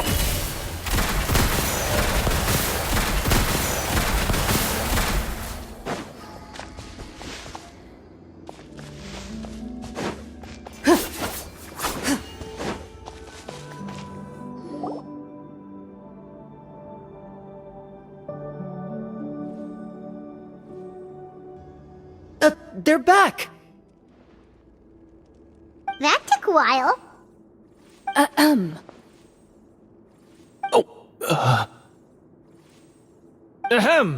My fellow Marashose hunters, please forgive me, for I have sinned. Tone it down. Sorry. After crossing swords with you and witnessing your courage in battle, I've rediscovered my true self and regained my pride as a Marashose hunter. Oh, do I smell a redemption arc? I confess, I was brainwashed by the evil sorcerer. He asked me to lure you here so he could bury you in this cave. That little... Wait, you're saying all of that wasn't you, but the evil sorcerer? That's right. He's adept at manipulating the hearts and minds of the people.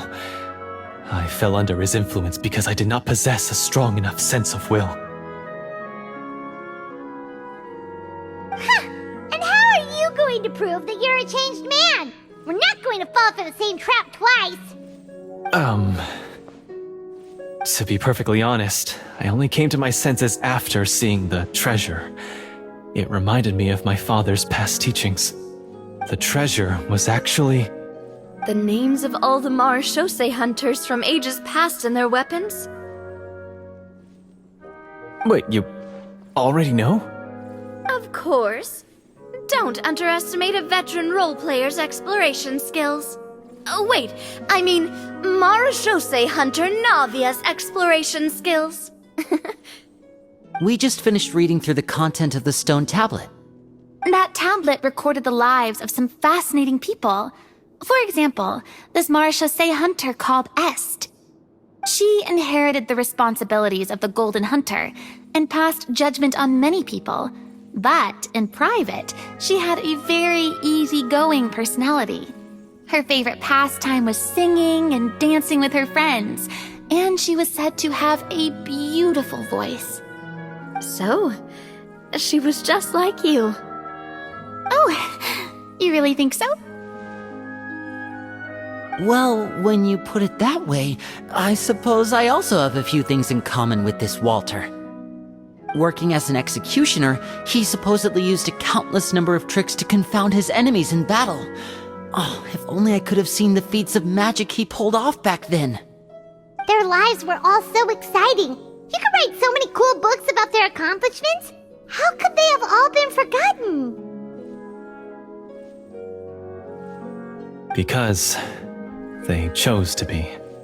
To hunt monsters that only appear in the shadows, you must also operate in the dark. To be a Marechaussee hunter is to willingly give up on wealth and fame. Then this stone tablet must have been left behind by their companions. That's right. Few Marechaussee hunters ever revealed their identity to the public. They always protected the city from the shadows. The only time they spoke of their accomplishments would be at night, when they gathered with their fellow hunters in front of the bonfire to share stories of the monsters slain by their hand. So, this tablet was created not so that the hunters would be remembered by the people, but so that they would be remembered by each other. No wonder this place was so well hidden.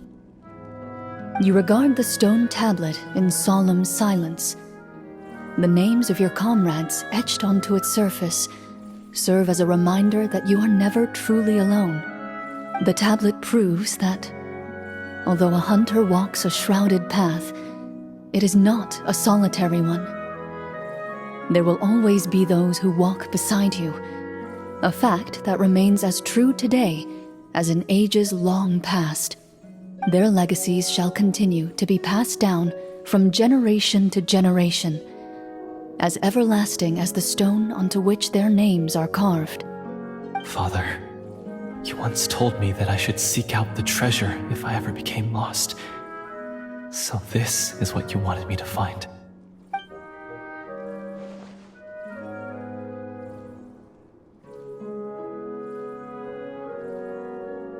Thank you, my friend. You are very kind. I implore you, everyone, please give me a chance to make up for all I've done.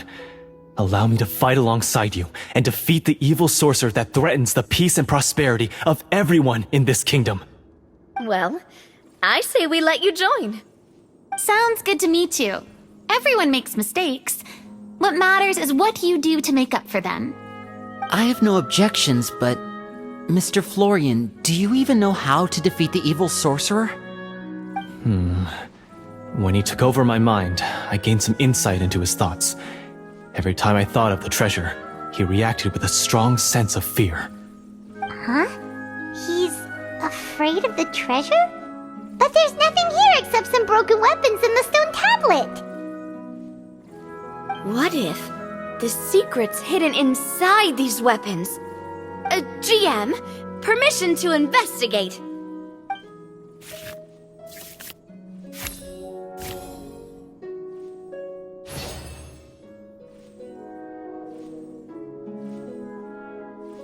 At first glance, the weapons appear absolutely ordinary.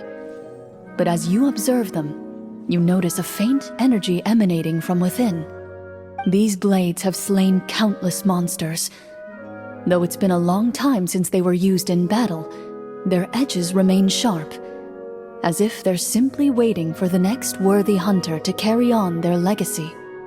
So basically take these with us, right? I'll take this weapon, since it used to belong to Est. Maybe it'll find comfort in being held by someone who appreciates the arts. Ah, good idea. I'll take Mr. Walter's bow then, from one archer magician to another.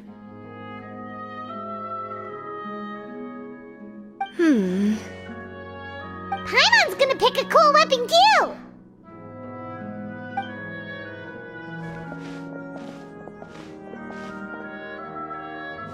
As you grip your weapons, you can almost feel the will of past hunters coursing through your being. It's a feeling of courage, determination, A silent vow passed down from generation to generation that says, eradicate the monsters, no matter the cost.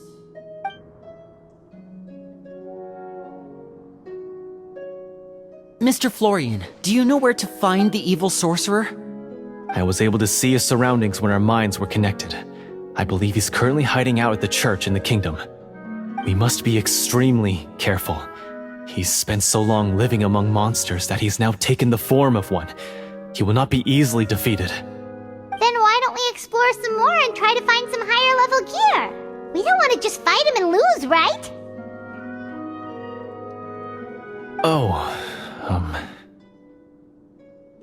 No, we have to strike now. He was greatly weakened when I managed to break out of his control. If we let him rest, he might have time to escape. I agree with Mr. Florian. We've got to act while we have the advantage. Don't forget, the people of the capital are counting on us. Yeah, now that we've got a plan, there's no point in waiting. The longer this drags on, the worse it will be for everybody. Yes, that's what's called... Yes, that's exactly right. Alright, you've persuaded Paimon. Mr. Florian, please lead the way. Of course. Follow me. He had to set up so many scenes today, and now he has to join in for this last part. I really don't envy his job. Finally, you decide to slay the evil sorcerer and bring peace back to the kingdom once and for all.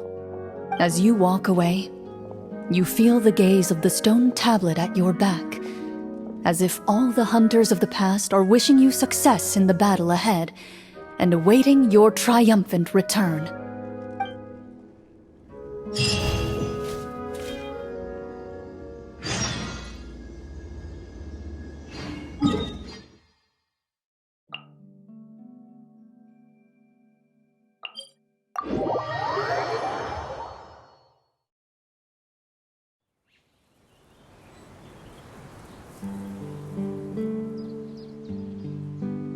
Tea parties are a must for the well-mannered.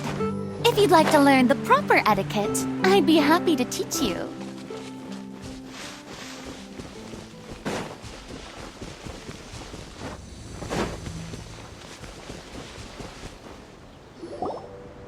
Finally, you arrive at the church Florian described.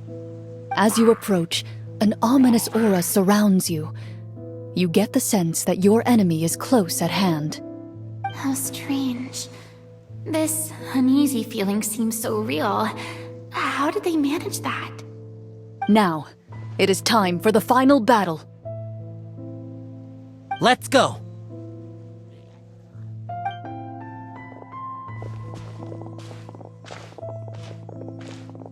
Florian, wait. What's wrong? I think you should wait outside. You've already been corrupted by the Devorator once. It could easily re-enter your mind and take control of your body. I don't think it's a good idea for you to be this close. If it corrupts you again, it's possible you might take on a new form entirely. That's exactly why I have to go. Why I should be at the very front. You mean... Yes. I intend to lure it into my body. That's too risky. If things get out of hand, I might have to kill you. Do you understand how dangerous this is? I understand, but if I do this, you'll have a clear and visible target. The Devorator will have a hard time passing up a chance to enter a body it knows how to control. You won't have to worry about any of your friends being taken over. You're not like me, Miss Clorinde. You're a just and powerful Marechaussee hunter. The monster broke free due to my error.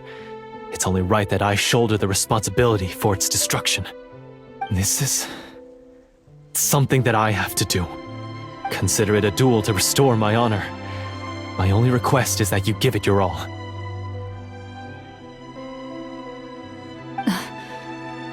I understand. Then, as a champion duelist, I hereby accept your request for a duel, and extend to you my most sincere regards. Thank you. The battle is now upon us. Let the Devorator once again tremble under the blade of the Marechaussee hunters.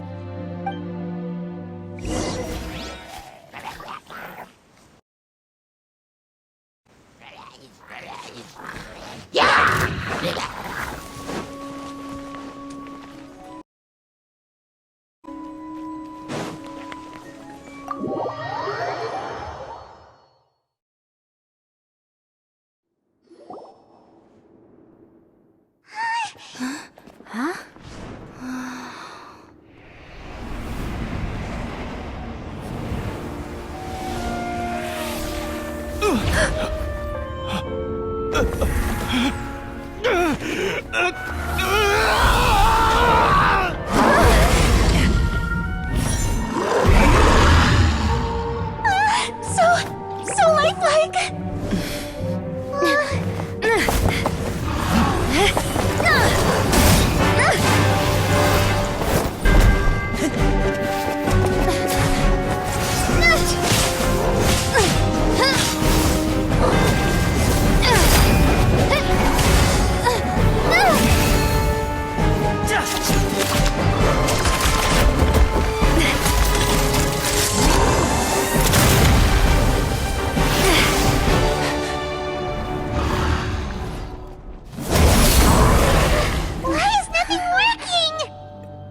This foe is not invincible. You hold the treasure. The power to defeat it in your own 2 hands. The treasure? You mean... The names! It's the Marechaussee hunters' names! How are we supposed to... You forget, Paimon? There's still one skill we saved until the very end. Hunters fight not for fame, but to aid the people whenever they are summoned. Walter the Marechaussee Hunter, master of 1,000 tricks, executioner of the Phantom Hunters, I call for aid! Est, the Marechaussee Hunter, inheritor of Cassiodor's will, judge of the Shadow Hunters. Answer my call!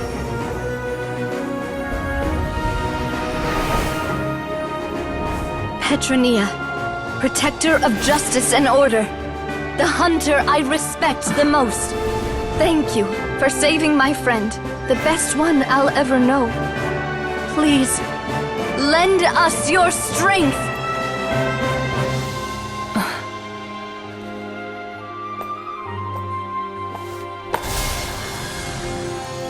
We have come to answer your summons.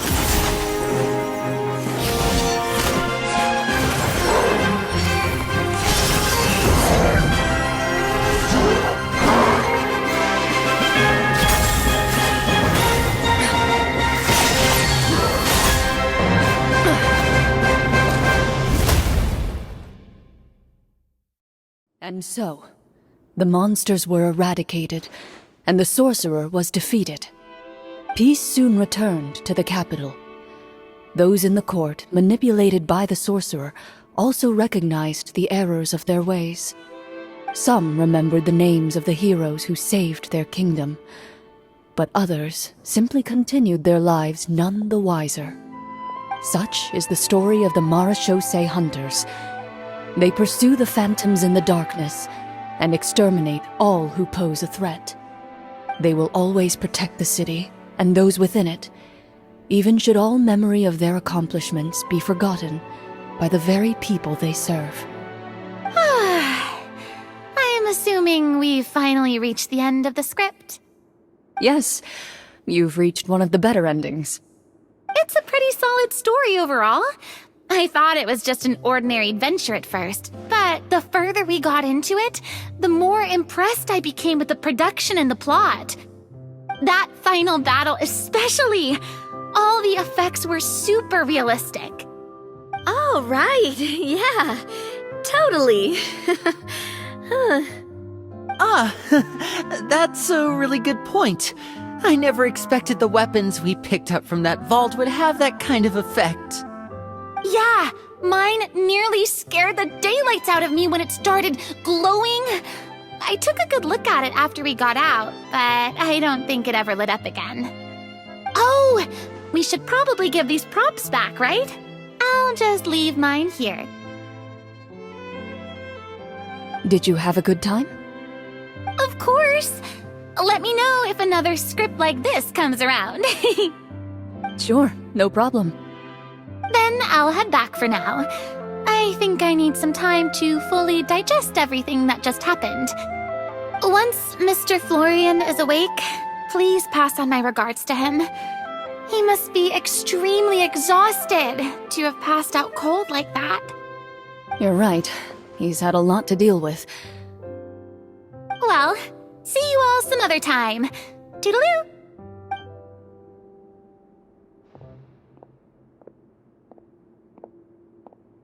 Okay, so, can I ask now, I think it should be fine, yeah. what in the world was going on back there? So you saw through all of that? That time in the cave when you told us to close our eyes, it'd be weirder if we didn't notice anything. I was dying of curiosity the entire time. I mean, you did a pretty bang-up job of pretending nothing had gone wrong. Farina actually looked like she thought all of it was planned. Guess none of us wanted to be the one to break the illusion. What are you all talking about?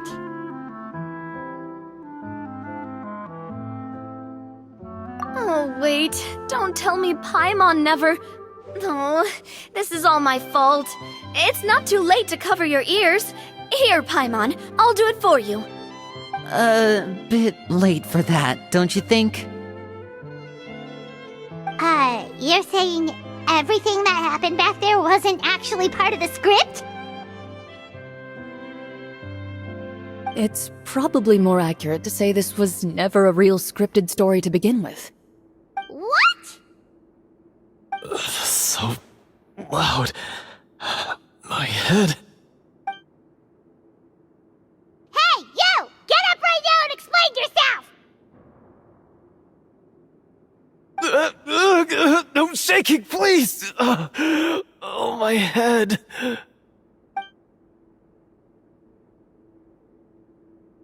Did Paimon just hear that right? You guys made up that whole last part on the spot? It's not nice to lie to people, but Paimon's gotta admit, that was a really good story, Florian. Oh, and nice improvisation, Clorinde! Yeah, it was like watching a magician improvise a spectacular magic trick after forgetting an important prop. If Paimon knew something was wrong with that vault, she would have floated straight in the opposite direction! Everything was under control. As if you've ever described a situation as being out of control. I'm pretty sure any situation you consider to be easy to handle would scare a reasonable person half to death. Guess I'm just used to it. You must run into a lot of unexpected situations then. That explains why you're so good at coming up with things on the spot. As for you, Florian... I know there's no excuse for what I did. I'll turn myself into the guards at once, confess my crimes, and accept any punishment that comes my way. I would say you've already suffered more than enough. What? You may have been blinded by fame and fortune in the beginning, but your actions during the final battle had proven you to be a true Marechaussee hunter. You'll be far more used to the city above ground than below. Your job as a hunter is more important. But... Of course, you'll still need to take the keys and pay a personal visit to the 2 hunters you wronged. Prepare to accept any terms they give you as well. Yes, of course. As far as I'm concerned, though, your showing in the duel was enough to prove your honor. Then I'll do exactly as you said. I'll go return those 2 keys right now. Thank you so much, everyone. I'll do my best to prove myself worthy of the second chance you've given me. I swear this on my name and honor as a Marechaussee hunter. Until we meet again, everyone.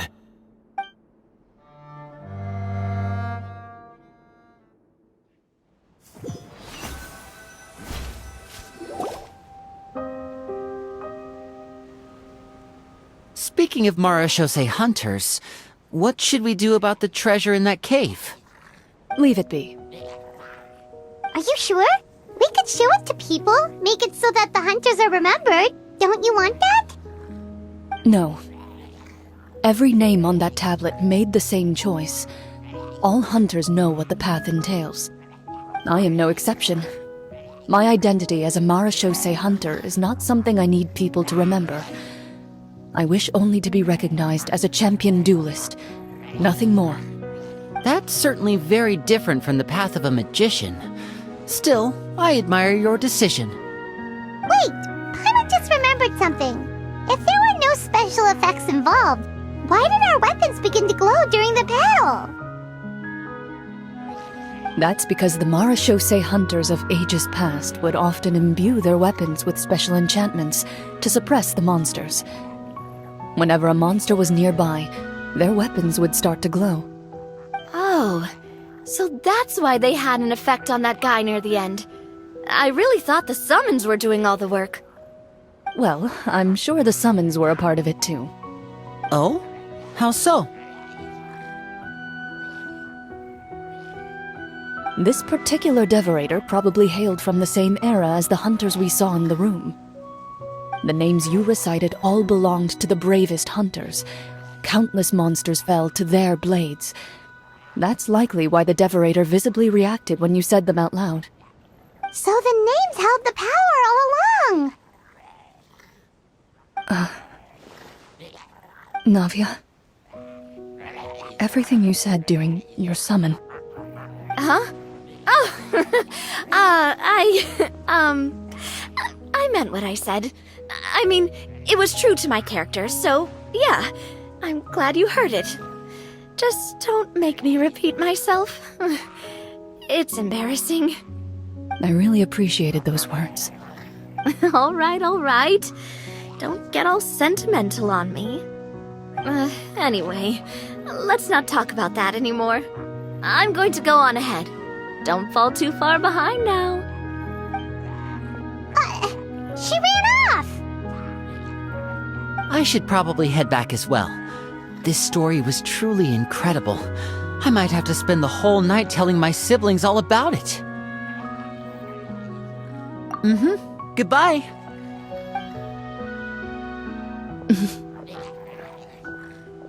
Traveler, should your name and deeds be forgotten, what do you think the significance of your journey will be?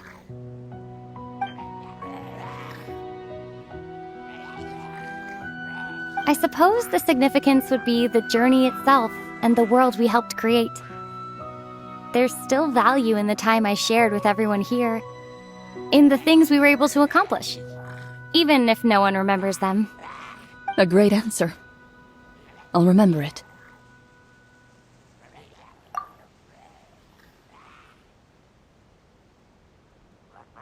Me? The Marechaussee hunter says nothing in response to that question. Perhaps her answer lies in her silence. An unspoken vow left to echo through the night. The path she walks needs no explanation.